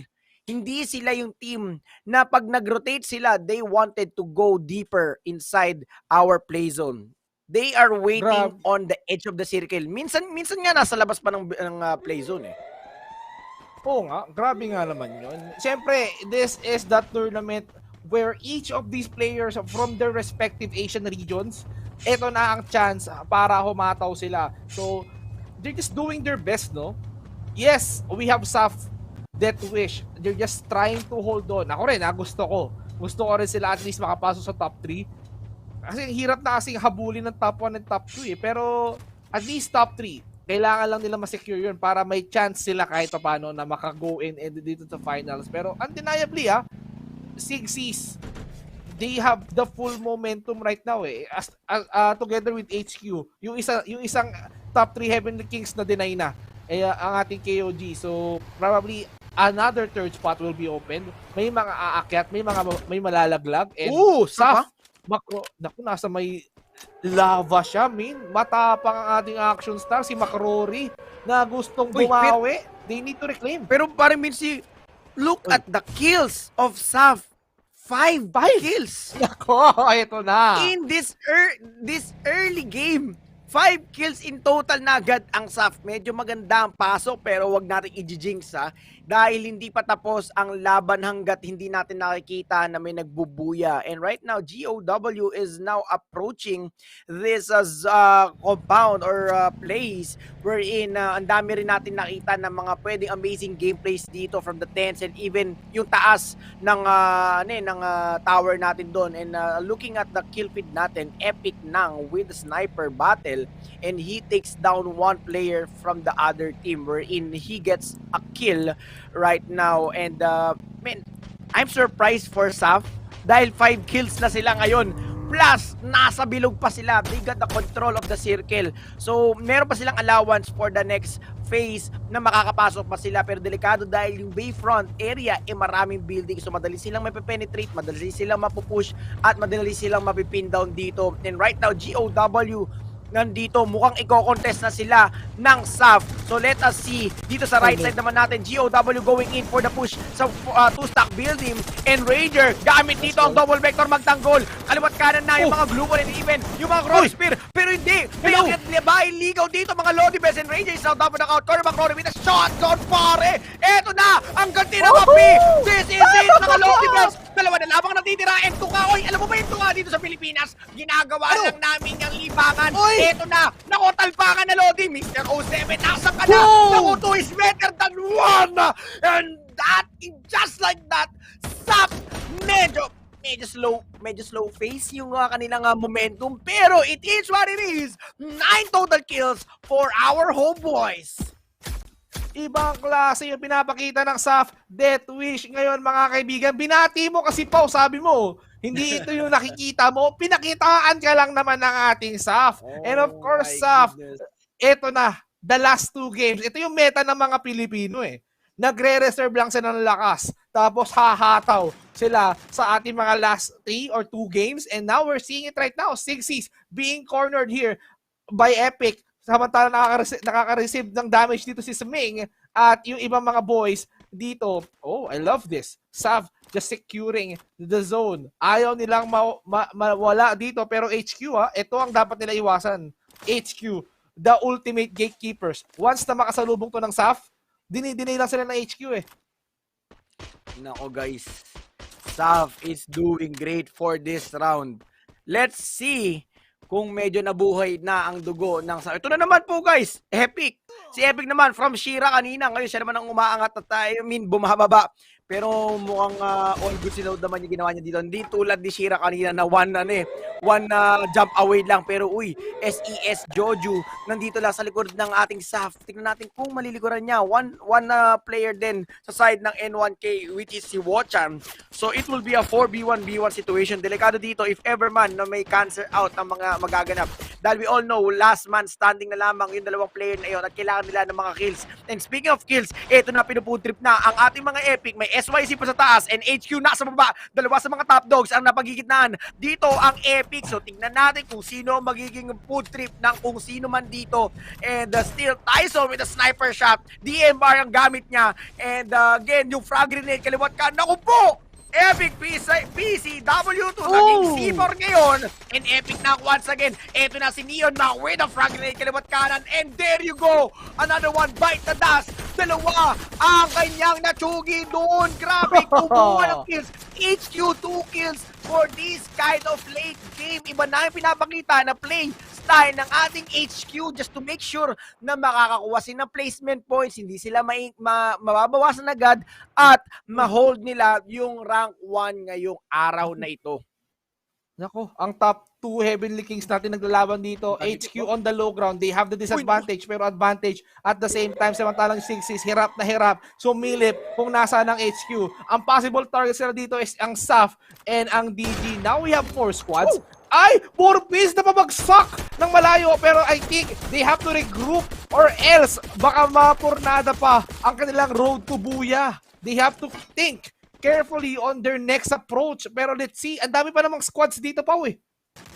Naku, delikado dito yung SYZ. Kailangan talaga nilang magpakalayon kill dito. Talagang mapapasigaw sila ng hayan na habang binabaril niya sila pababa ng cliff. Pero yung zone, tinutulak na sila paunti-unti. And HQ doesn't have any idea na nandun pa sa taas yung SYZ. Pero again, dire-diretso na mga bata pasaway ng HQ dahil 3v4 situation in favoring them. HQ, binabarag-barag na dito yung mga SAP. Pero syempre, hindi ganun easy get ang ating mga tropa babes sa side ng ating SAF Death Wish at mukhang makakapag-reset pa paunti-unti. Pero yung OG dito, but the question is, yung SYZ, sino yung magiging target nila? If ever man na i-targetin dito ng SYZ, yung ating HQ, this will be a good news for us. Pero right now, SYZ, unti-unti nang bumababa dahil yung zone medyo masakit. Ginamit na yung motorsiklo pababa. And there you go, pagkababa. Naku po, nag-Pokemon Crash. Naku, sasagasaan niyo sila kasali. Boom! There you go. And agad din ang mga PN Patrick Starfish with a grenade launcher. Connor McCrory pinatikim ng sariling leksyon. At yung HQ mo pa yung Buya ngayon. Men, I think that is a good run by SAF. Pero HQ again, pangatlong Buya lang naman nila ngayong gabi. HQ, undeniably, they are on fire. Samantalang, ang ating top 2 Heavenly Kings pa sitting pretty, being so consistent. HQ and 6C back-to-back and they still have that spot. Samantalang ang ating KOG natulak papalabas ng ating third spot. Pero I think this is good news for SAF. And, you know, because ang ganda na pinakita rin nila eh. They rake up on kills, they managed to end up on third. Pero HQ, puro na lang sila yung nakikita natin sa Buya. And, men, final match. What do you think about what will happen? I mean, feeling ko yung ibang mga teams dito gising na HQ, feeling ko mas nabuhayan pa once na early out sila. And 6C, hindi pa rin napuputol ang kanilang consistency. SAF, yeah, they're being so consistent. I mean, na-awake na ang kanilang yun yung nararamdaman ko pero how will this turn out in game number 6? Ako, for me, if ever man na magtutuloy-tuloy yung gameplay ng HQ kung saan na pinakitaan tayo ng another level and another kind of HQ esports movement wherein from the aggressive style of gameplay, they turned their gameplay sa medyo slow phase dahil nag-late rotation sila kung makikita natin na hindi na sila umabot ng almost minimum kills nila per game. Pero yes, they got the Buya and even a little bit of kill as well. Parang mga 6 points yata, 7 points kung di ako nagkakamali. But ngayon, if ever man na ganun ang gagawin nila sa ating game number 6, we will see a triple Buya for their teams. Actually, dalawang team nga lang ang nagmamay-ari ng ng Buya ngayong araw na ito. We have the KOG and the HQ. Oh, and look at you now. Damage 1 of 491 lang naman ang nailabas niya ngayong laro na to. 4 na kills ang nai-contribute niya. And of course, HQ Esports, undeniably, they are the top seed. They have secured themselves a spot in our finals kahit hindi pa tapos yung laro. Wag lang sila ma-hard stop. Yun lang ang problema. And 6Cs, these are the teams that they need to watch out. Last game, last map, sino kaya ang magiging third placer ngayong gabi? Because, you know, even though na hindi sure ball na makakapasok sa finals ang ating third placer, pero titimbangin pa nila yan eh. Group A third placer and Group B third placer, kung sino sa kanila ang pinaka-the best, ibabato agad nila sa finals. And I think all of them are aiming for the third spot. Imposible na kasi yung first at second eh. Yung ating KOG, they're being pushed away, denying heavily. Ang hirap na nila pumasok. And of course, kill leaders, itong si Patrick from Sigsis, very consistent. Kahit hindi sila nakakuha ng buya ngayon, 4 kills and the placement points, that is the key. Neo now, kanina we've talked about this, consistent din ang team nila. And then si Jojo, he wanted to be relevant. Kanina we've seen Jojo in play dito sa ating SCS, and look at this right now on our highlights. Grabe tong si Jojo, mainit agad pagkabagsak eh. Yup, indeed. Sobrang init. Kailangan niya ng ice. And again, we saw a little bit of engagement. And ito, parang actually, ito nga lang paring Vinci, yung unang engagement from the early drop. And again, from Kalahari, once again, we saw a lot of frag grenade gaming na naman. Okay, so parang yung sniper sa Bermuda na dapat sa Kalahari. And yung frag grenade, dito na pagpapakita sa Kalahari. And yun yung naging key factor din ng HQ kung natatanda mo kanina. I don't know kung ipapakita dito sa highlights natin. Yung nag-rotate sa harapan, sa ridge lang ng harapan ng HQ, binato ni Neo Now ng Neo Now yata yun eh, basta HQ yun eh. Binato nila ng frag grenade. Ayan, eto. Neo Now creating the points for his team with the frag grenade on the side of Epic. Yan, puro frag grenade, yung rotation, na caught off guard sila, and again, yung circle mas pumabor talaga. Looking here on their placement, HQ, edge play pa rin sila. Although open area side kasi yung ating last circle, but they got the total control of the map. Syempre, kumpletos recados pa rin sila sa ating lineup, and halos lahat talaga bawas-bawas. Plus yung ating SYZ na nasa taas, kailangan pang bumaba. And speaking of bumaba, SAF, although getting the third place, they are on the top. On the rankings lang naman ng Game 5. Guys, Game 5 lang to. Relax lang kayo. Relax lang ha. Relax. SAF with 12 kills in total. Men, 12 ang kills nila. HQ with 5 kills. Ito yung sinasabi ko. They focus on the placement points. As much as possible, claim their rank 1, hold to their position until the very last game. SYZ, medyo naipit sila dun sa cliff, kaya they landed on the third spot. But, pareha sila ng HQ, nag-play safe sila, hindi sila masyado nakakuha ng kills. They focus on the placement points. For the total standing, paring Vince. Grabe, ang total dito, HQ hindi pa rin natitinag with 86 points on rank number 1. Sigsis. Both of these are consistent. Tingnan mo, 76, pero SCS kumembot lang ng konti, 49. They just managed to rake in some kills earlier in our game number 5, pero let's not forget SAF from 6th placer, 7-6, naging 4th place. Now, they're trying to slowly crawl their way in sa ating top 3. Oh my goodness, 47 to 49, napakadali lang habulin yan. We still have our last map.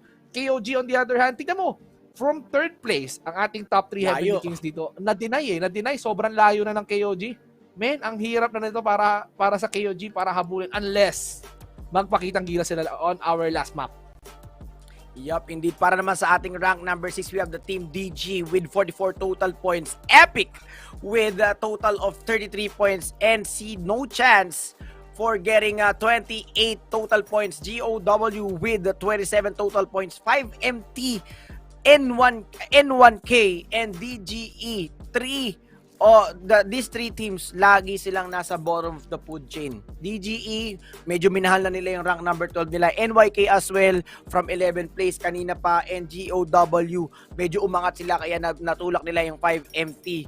5MT with 24 total points, N1K with 18 total points, and DGE with total of 13 points. So nakikita na natin na onti pagkakamali lamang talaga ng ating rank 1, 2, and 3. Tulad nga niyan, KOG, nahabol habol pa ng rank 4 natin, and KOG from rank number 3 goes down to rank number 5.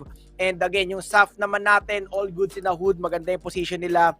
We have one more game. Men, tingnan natin kung paano magiging storya ng ating play-ins here on our bracket A. Actually, kahit sabihin na natin group stages to, napakadaming istorya na nabuo sa iisang araw lang na play-ins, Pao, no? Nakita natin dito kung paano nag-dominate ang ating top 3 Heavenly Kings, kaso yung isa, impostor pala, kaya itinapon pamalabas ng top 3. At ngayon ng SES, they wanted to at least be relevant, kaya they managed to crawl their way up doon sa top 3. At yung Safa, ito ang maganda, gapang patatag. They're just slowly approaching the victory, no? Although, sabihin ko na, napakahirap kunin ng top 1 at top 2 since napakalayo ng agwat. Pero hindi malayo na makakuha ng SAF. Isang buya lang SAF o isang kill lang para, isang maraming kill lang para sa SAF, pasok sila sa top 3. Probably, they will become one of the best third placer na makakakuha ng spot dito sa ating grand finals. At habang sasalita ako, men, may mga bumababa na sa aeroplano. Yep. Ito na. Ito na. Actually, may gusto ko i-add doon eh. Malay mo yung SAF, patay nila lahat to. Malay mo lang naman. Makukuha nila yung rank 1. Kung mapapatay nila lahat ng player ngayon dito, sila lahat makaka-eliminate. Pero syempre, mas malabo pa sa sabaw ng posisyon. And here we go for our 6th and final game. Ika nga nila, save the best for last. We have a total 2 teams here. We have Epic and SYZ. SYZ, isa sa mga team na nagabol din ng ating score. Meanwhile naman, yung ating Epic na sitting pretty sa ating rank number 8. So let's see kung sino ba ang magiging representative for our grand finals here on our bracket A. So we are witnessing, or we are looking at our map in the left side of our screen. We're in a lot of teams na magkakadikit. So this will be the cancerous game for everyone. We have the GOW, malapit sa 5MT. Yung ating SYZ, medyo kumikreate na ng distance between them and Epic. Yung ating DGE, malapit din sa SAF. And looking at the drop zone of our SAF, lagi silang nasa outskirts ngayon. So let's see kung paano ang magiging movement nila all throughout ng game na ito. And syempre yung ating HQ din, kung medyo sa-safe play sila dito ngayon sa round na ito. Pero speaking of safe play, syempre hindi po pwede yan. Mukhang kailangan talaga. You are insane. What are you doing? And Alex, Shotty, tingnan natin. 4 bids goodbye. 3v1 situation kanina pa. Sabi nga dito ni paring 4 bids, bahala kayo dyan. Ako muna. I got this, bro. I got this. And of course, 4 beats mo mainit ang kanilang dugo laban sa mga Indian gamers, mga kaibigan. And boom! Isang Desi ang napadapa, pero ililipat ni Direk yung camera sa Sigsis. Walang action dyan, Direk! Ibalik mo sa SAP! Kailangan natin makita yun. Napagbigyan! Wow! Alex, tumapa sa kamay ni Connor. McRory, and let's go! Just leading the charge at slowly killing them one by one. No mercy indeed. Pinagtatadyakan, pinagsisipa. DGE, Desi Gamers, ang mga Indian representatives, they are now out. Pow! My goodness, SAP is now having the momentum. Although we could say and we can say that the SAP momentum is a late bloomer. Kumbaga talagang super duper late ang pagiging momentum nila dito, pero it is what it is. Magandang pinapakita ng ating SAP, and I think they wanted to clear and to get the rank number 3 after this game. Pero hindi malabo na makuha nila. But again, HQ right now, Artemis is on the outer wall of this compound sa may Mount Villa. Tingnan natin kung akitin nila at liligawan ba nila ditong NC Shira at yung kanyang dynamic duo na si Syke. Waljin nandito rin. And again, Artemis, tingnan natin kung angatan niya. Tumalon lamang sa loob ng bahay. And naku, nakita na! You shorty pare, low on HP, 80 ang bawas. 20 ang bawas sa kanyang buhay. 80 over 100. Uy! There you go! Artemis! Syke! That's the wrong number. Pero look at Neo now, just looking for someone na pwede niyang i-punish. Wally dyan, look at this. Naku, nakita nila mag-approach. Pero Neo now, nahulog sa patibong. Pero mukhang patibong pa nga ni Neo now ang nangyayari dito. At sinalubong na nga siya. Samot-saring welcome. And those glue walls has been summoned dito. So many eliminations for HQ, although si Artemis lang ang kapalit, they managed to at least wipe out an entire squad lang naman. Napakainit ng mga team. Sabay TikTok! TikTok, men! Lodi. Oh, guys, wala na. Kung ako lang yun, guys, wala na. Hindi na ako maglalaro, guys. Oh my goodness, sinayawan ako, guys. And again, kidding aside, GOW on the open area, kalaban nila dito, and still kinokontest nila yung squad ng 5MT. Pero si Walid nandito lang, kapit sa bato. Naku, nilabas na ang Samurai X, Batusay. Pero again, yung kanyang Chronospear with a glue wall as well. Great Wall of China, tamang mamba out. Evil Star with an amazing movement, speed, just to make sure na disengage niya at makalis siya doon sa kanyang kalaban. Pero naku, nilabas na. Ender ko, pinutukan, nilabas, tsaka pinutukan. And 5MT controlling this matchup between them and GOW. Pero si Hashu nandito na. Deadly side bet lamang sa rotation. Let's see kung ma-eliminate na. Pero si Power Ranger nasa likod na. Go Power Ranger. Ika nga talaga nila. Ranger na lamang natitira. Let's see kung Lone Ranger talaga ang kanyang IGN dito. Pero the Jumping Crouching Tiger, 5MT na-eliminate ba? Grabe nga yun, Pao. Parang ilang minuto pa lang ang lumilipas. 5 minutes and we've just lost 4 squads ngayon dito sa ating purgatorio. Balita ko dito daw nagtitipon-tipon ng mga kaluluwa. Kaso ang nangyari, mukhang tinatanggal nila mga hindi karapat-dapat dito. And of course, ang ating circle mukhang papabor sa may pinakagitna sa loob ng fields, Brasilia at campsite. So we're seeing some teams here trying to push inside the circle, and they're just trying to gatekeep, and that's what matters on this game. And you know, they need to approach this very carefully, pa, or else baka mamaya Pornado. King of Gamers against SES, the third placer right now. Bukang gustong bawiin ng KOG ang spot sa SES na, men, amin to. Balik nyo kami sa top 3. Pero SES, hold my beer, mga kaibigan. Amin na tong third place. Hindi ko alam kung sasabihin ko doon, Pao. Pero beer na lang. Pero kinabahan ako doon na sasabihin mo. Pero ito na nga, Kevin 59, from 1 alien to 58 another alien. Dito natin, kinabahan ako, Vince. Kala ko sasabihin. Ako rin eh. Inabahan din ako, pero kakabahan tayo. Kala ko mawawalan na ako ng kapartner bukas. Pero ina nga, guys. Ako rin eh, hindi. Ito maganda tong yung playoff na to. I mean, itong matchup na to. KOG naghahabol ng scores, kaya nagiging aggressive sila. And SES, isa sa pinakamagaling na team na mag-hold at mag-delay ng gunfights and even the rotation.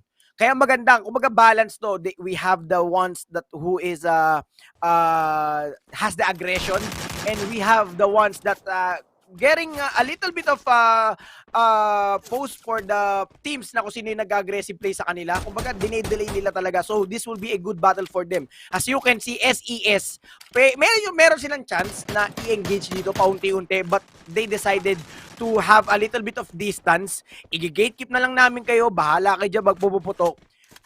Yung momentum ninyo masasayang. Kumbaga parang yung momentum mo nasa taas na. Tapos ito na, gunfight na to, pero magdi-disengage pala. Parang tatakamin ka lang. So, syempre, umaasa dito yung KOG na i-reclaim nila yung kanilang top 3. Biruin mo from top 3 na unahan pa ng SAF yung kanilang placement. So ngayon, ganun ka-crucial each and every game. Lalo-lalo na dito sa Asia Championship, wherein a lot of kills ang nakikita natin per team. Oo. And of course, we're seeing some push here. Jiguang trying to approach this area very carefully. Number 1 Kings, although sabihin natin na hindi sila nakapasok sa top, they're just trying their best at least just to end this game flawlessly. Habang talang yung Sigsies may mga caravan, isa sila ng sasakyan. I think these vehicles will come in handy maybe later on kapag malit na yung bilog. At itong si Nicki Minaj, boom, boom, boom, boom with that super bass. Ang kanyang motor alalastaman. Ito na nga ba sinasabi natin dito, naghahanap siya ng pwede niyang mabiktima. I love this motorcade. Just Nikki leading the entire squad. Pero ito na, nakita na nila. This is it? Is this it? Ito na! Naku, delikado dito si Nicki Minaj. Pero nakapag-heal siya, ang galing. Saka makakita, nakakapaghila ba nagka-drive ng motorsiklo. Dito lang yan sa Free Fire. Ganun katindi yun, guys. And Patrick Starfish, sa side ng SYZ, getting the kills of his game ngayon. OG medyo watak-watak. DG, watak-watak dito. And SYZ being synchronized. Maganda yung tandem pero naku, return of the comeback. Biglang lumuhod. Pero buti na lang kamo si Patrick Starfish nandito lang sa Gedli. And this will be a good game for SYZ as they are clearing out itong kanilang mga kalaban. Triple kill for Patrick and DG will be eliminated for our last game. Naku po. Sayang min. Ako bigla ko lang naisip. Yung mga team na nag-qualify from yung halimbawa sa Pilipinas, yung SAF, from FFPO to MCP. Tapos dito, isang araw lang ang play-ins para makapasok at ma-decidean kung sino maglalo sa Grand Finals. Kung dito pa, sa layo-layo na pupunta mo, dito ka matatalo. Parang ang sakit sa kalooban. Kahit man lang sana makapasok ka sa Grand Finals. Kasi nakita natin kanina yung breakdown ng prize pool from rank 1, which is yung champion natin, until sa rank 12 natin, may maiuuwing datong. Talagang walang talo, guys. Walang talo doon. Siyempre, kahit ikaw ang pinaka 10 to 12 spot, matik yun, 10,000 lang naman. Hindi peso kundi dolyar na napakatamis. Iba sa peso yun. Iba sa peso yun. Ilan? Iba sa peso yun, man. Ang laki ng 10,000. Kung magaling kayo sa math, i-times nyo sa 50, yun, ang mapapalalunan. 10 to 12. Ayoko na mag-isip At iniisip naman natin yung laro, pero look at this. POG being on a crossfire with N1K. Kevin, 59 with the AKM. AKM ba yun? Parang AKM yata yung lobas, pero Wangzi dito sa side ng N1K. Naku, si JLX, no kill. Wala pa rin talaga siyang kill dito, pero Osaka, 77 with the frag grenade. Naku, no kill is now down for the count. Muwans and Osaka, what you gonna do when the big bat nandito na, and wiggle talaga. KOG! Mukhang talagang mailap ang grand final sa inyo. Ang ganda na ng trono nila. From third placer ng mga simula, natulak papalayo. Parang ang hirap na habulin ng position, and I think this is the rest that they need. Eto pa, Sigsis, 8 kills lang naman ang nasa radar, at ito na ang mga pulis. Lilinisin ang kalat na naiwan. Naku, Pao, naiwan lang naman to ng KOG at sisimutin lang naman nila to Uy, walang awat, may 1v1 guys, may 1v1 na nagaganap. Si Watchan, laban team return. Walang awat guys. Pero hindi, may GOW sa Gilly Party. Eto na kami guys. Triple way partner mga kapatid. Triple threat match for the World Heavyweight Championship. And triple kill para kay Watchan sa side ng N1K. Grenade pa nga. Touchdown on dito. Patrick Starfish si Paris Ming na lamang natitira sa side ng ating SYZ. This will be a carnage for everyone. N1K has been eliminated, taking the 6th spot here on our game. Pero GOW nakakadating lamang. Ito na, clearing operation for the SYZ as they are one of the team na running for first and second place. Grabe nga ang Sigsis. They're being so consistent with 10 kills in total. Hindi pa tapos ang laro. They only have to deal with 5 more squads. At yung SAF mukhang gustong lumapit dito sa teritoryo ng Sigsis. Ay, naku po. Kailangan nila mag-ingat dito or else it's going to be a massacre that will happen in SAF. They have the high ground pero Sigsis mukhang magandang position since they have the house here. Pero mukhang may GOW pa na isa. Naku, yung wall! The Great Wall of GOW! Naita rin na! Ito na naman yung stop! Non-stop action, guys! Ito na mga Pit Crusher! Ang mga Pinoy talaga mahirap sa third party! And Jericho's Patrick Starfish is now down for the count because of the fall damage!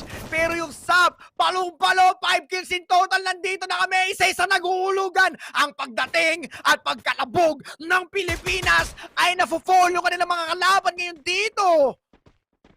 Grabe nga yun. Hindi na alam si Ranger na dito na po. Ito na, pow! Surprise, mother! Nandito na kayo! And go away! Find again another day! Go away. Pero Sigsies on the low ground, that is a bad position. Since merong HQ na nasa baba, it's an easy target pero Sap, they wanted to get involved. Look at this, Nikki, ang kanilang punteriya dito pero Nikki just hiding on that blue wall. HQ, on the other hand, they have a good spot. Leo now, just sniping above that roof. Sap, they're just looking for their potential targets. May tumatakbong isa, gustong pingutin ni let's go. And let's go, fire that shot, baby. And let's see kung ano ang gagawin ng Sap dito kapag nakabuya. Mukhang may hahalik pa. Oh my goodness! Connor McCrory is now down for the 3v2 situation. As you can see, HQ, eto na! Eto na mga kapederasyon! Takbo! Sugod! Lapag! Eto na kami! Going in for a third party after third party after third party. Ang dami ng winasak na tahanan dito. Pero si Neo Nam with a shot pare. Nakita dito si Connor McCrory. Nako, sinadgan sa talikuran habang nakatuwad mga kapatid. And again, grabe naman yun! Sa paa! Sa ankle! May literal na ankle breaker ang ginagawa dito ni Neo Nam with that shot! Doing it, mga Lordy Bells! Look at Saf, they're just holding on into the third spot pero Neo now just cleaning it up. Forbits, naghahanap ng magandang pwesto pero summoning that glue wall. Ito na si Neo now just hurting himself outside the zone at yung SES. SES po, Forbits, saan ka tatakbo? You need to hide! Careful! Or else it's SES game! Let's see Forbits, run! Forbits, run! Just hold it! Hayaan mo magmataya ng SES. Oh, tama! Naku! Ito na! Ay, naku! Si Bumblebee! Ito na! Ito na, guys! Sinalbog na, guys! Nagkamit yung Lamborghini! And HQ, you are now out of the game! Pero complete line-up pa ang SES! Nandito na, guys! Top 2! Forbits, tago lang! Huwag kang susuko! Susuko rin yung mga kakahanap sa'yo! Let's see! Pati ba yung loob? Pero hello! Kinamusta sa trailer! Tatapusin na ang storya! And here you go! SES just made it to the top 3. What a run pa rin para sa ating Sap na stress ang upaw! Grabe guys, nakita mo si Bumblebee. Guys, kulang na lang si Optimum Pride. Si Optimum Pride. But Uy, speaking of Pride. Oh my goodness. SES Alpine getting the Pride. Men, saktong-sakto kasi yung dating nila, men. Ang daming battle na nangyari dun sa clip. Men, biriin mo a total of 6 teams yata nagbakbakan dun. Men, yung caravan, si Bumblebee talaga nakita natin, guys. Pero it is a good run for Saf. May nakita nyo, third party after third party after third party. Nakakota ang ating Saf. And again, this bracket or this first bracket for our first day ng play-ins never fail us. Okay, hindi tayo nagkamali na panoodin sila at i-share yung stream na to at hindi rin sila nag-fail na ma-entertain tayo. And with that kind of game from game 1 to game number 3, it is what it is, mga Lodi Bells. A lot of booyah for HQ followed by a back-to-back for KOG, but getting the final booyah, it is on the side of SES. Grabe, palong-palo. Although Saf has tried to hold on into this game, it seems like SES, they managed to at least steal the spotlight. By winning that booyah, na-secure nila ang spot on the third place. It's very impossible for Saf to at least reach the top 3, pero it was really denied heavily by SES. Kung namatay lang SES, probably may chance ang Saf na umangat eh. Pero Jojo from SES, he is the key player. Not only that, kahit isa lang ang napatay niya, ang laki pa rin ng ambag eh. The placement points is all that matters to SEL as Fang. Isipin mo kung 2-man strong na lamang yung SES. Or kahit sabihin mo 3-man strong tas nagkaroon ng elimination between them and HQ. May chance pa na maklatch yon ng SAF natin, ng Filipino Pride natin. But still, wala akong pinanghihinayangan doon dahil yung entertainment kasi they showcase us a new way of entertainment. Guys, nakita si Bumblebee, nandun din. Ang daming third party. Doon pa lang sa isang position na yun, ang dami nang na-eliminate. And here you go, our game kill fresh leader. faces. Yup, fresh faces, and we are seeing one Filipino team claiming the second place here sa 4 bids with 5 kills. Sa first place naman, we have Patrick Starfish with 6 kills. And Neon now, once again, nakita na naman natin sa game kill leaders with 5 total kills. And again, I'm so proud of Saf.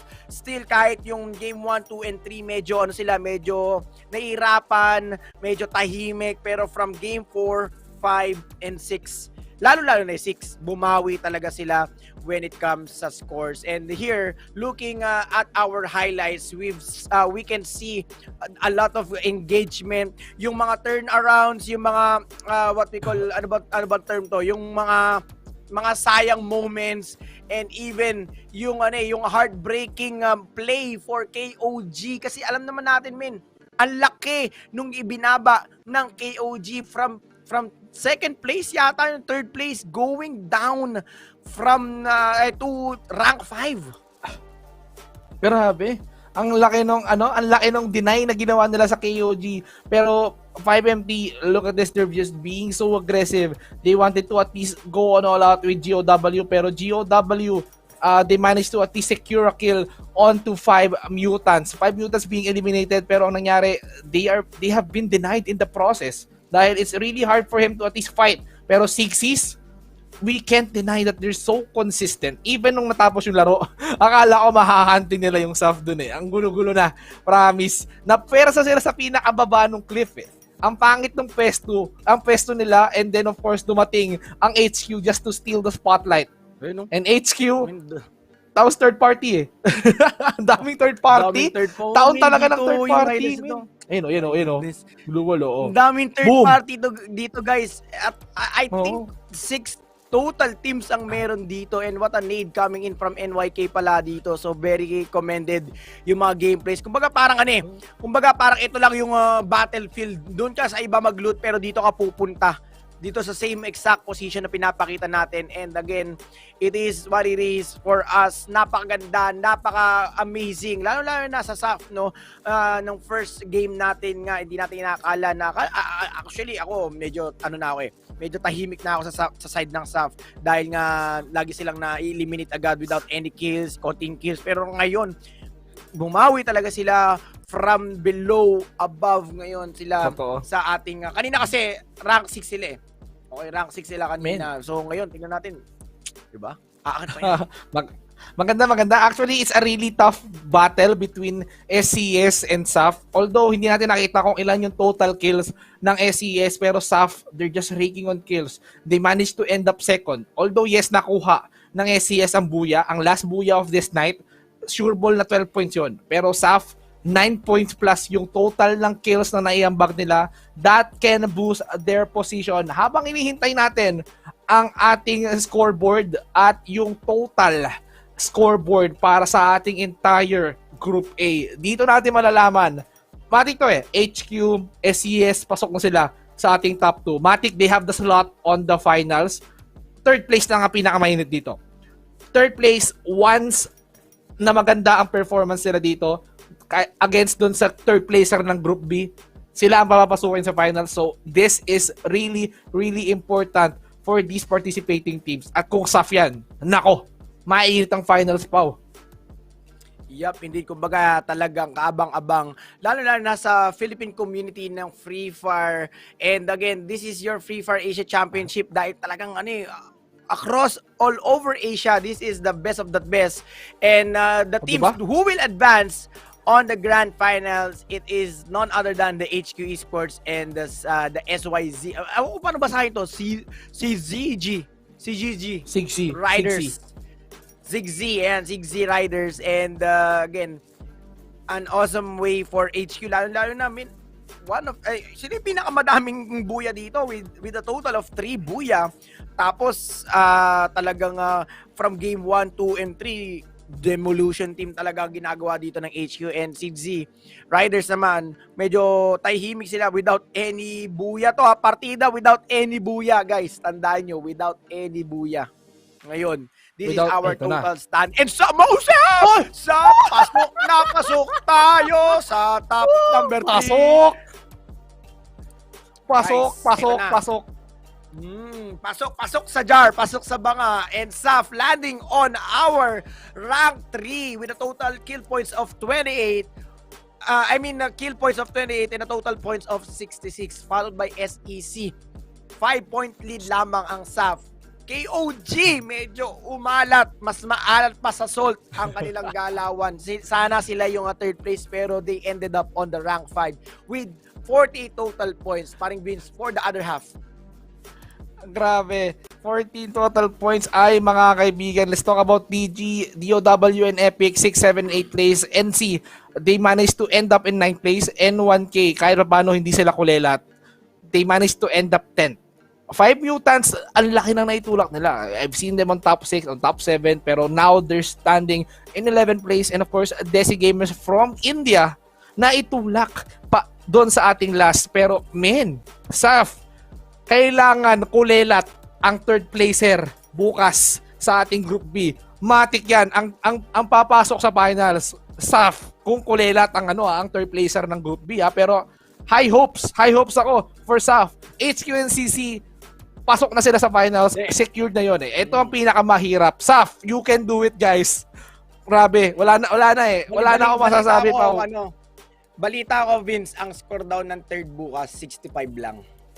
65. Wala boring. 65. Pero hindi. 65 lang ang third place bukas, tandaan nyo, guys. 65 lang kailangan na. Kasi ano yan eh. Nakita ko na to, they did it on FFPO. Nagtitipid lang talaga sila ng enerhiya, and nakita mo naman 5th and 6th map, bumawi sila sa kills and the placement points, naging consistent sila sa top. Not bad at all. Tignan mo ang hatak nila third place. Naswerte lang talaga na yung KOG inalat, kumulelat, and naitulak palabas. At dahil dyan, Saf, magpalit na kayo ng bio. Be better, never fear failure. Guys, napakalakas ng Saf Death Wish. What a game! Man, ako, ang huling comment ko lang talaga is tomorrow, sana maging mas maganda pa, and we can see a lot of gameplays, no? Kumbaga dito nakakita tayo ng mga frag grenades for Kalahari, vehicle gameplay for the rotation. Siguro dahil makikita rin natin tomorrow to, yung rooftop placement, kumbaga yung mga kumukuha ng mga rooftop ng mga building para makakuha ng mga magandang ng revision sa mga kabilang grupo. Pero yun na nga, guys, that concludes our game 1 to game number 6. Still congratulations to KOG and SYZ for getting the first 2 slot for our grand finals. At magkikita-kita pa rin tayo tomorrow for the Free Fire Asia Championship for the second day of Playins. My name is Paulo B and I'm with Vince Z. Thank you so much. See you all tomorrow. Peace out. Bye, guys.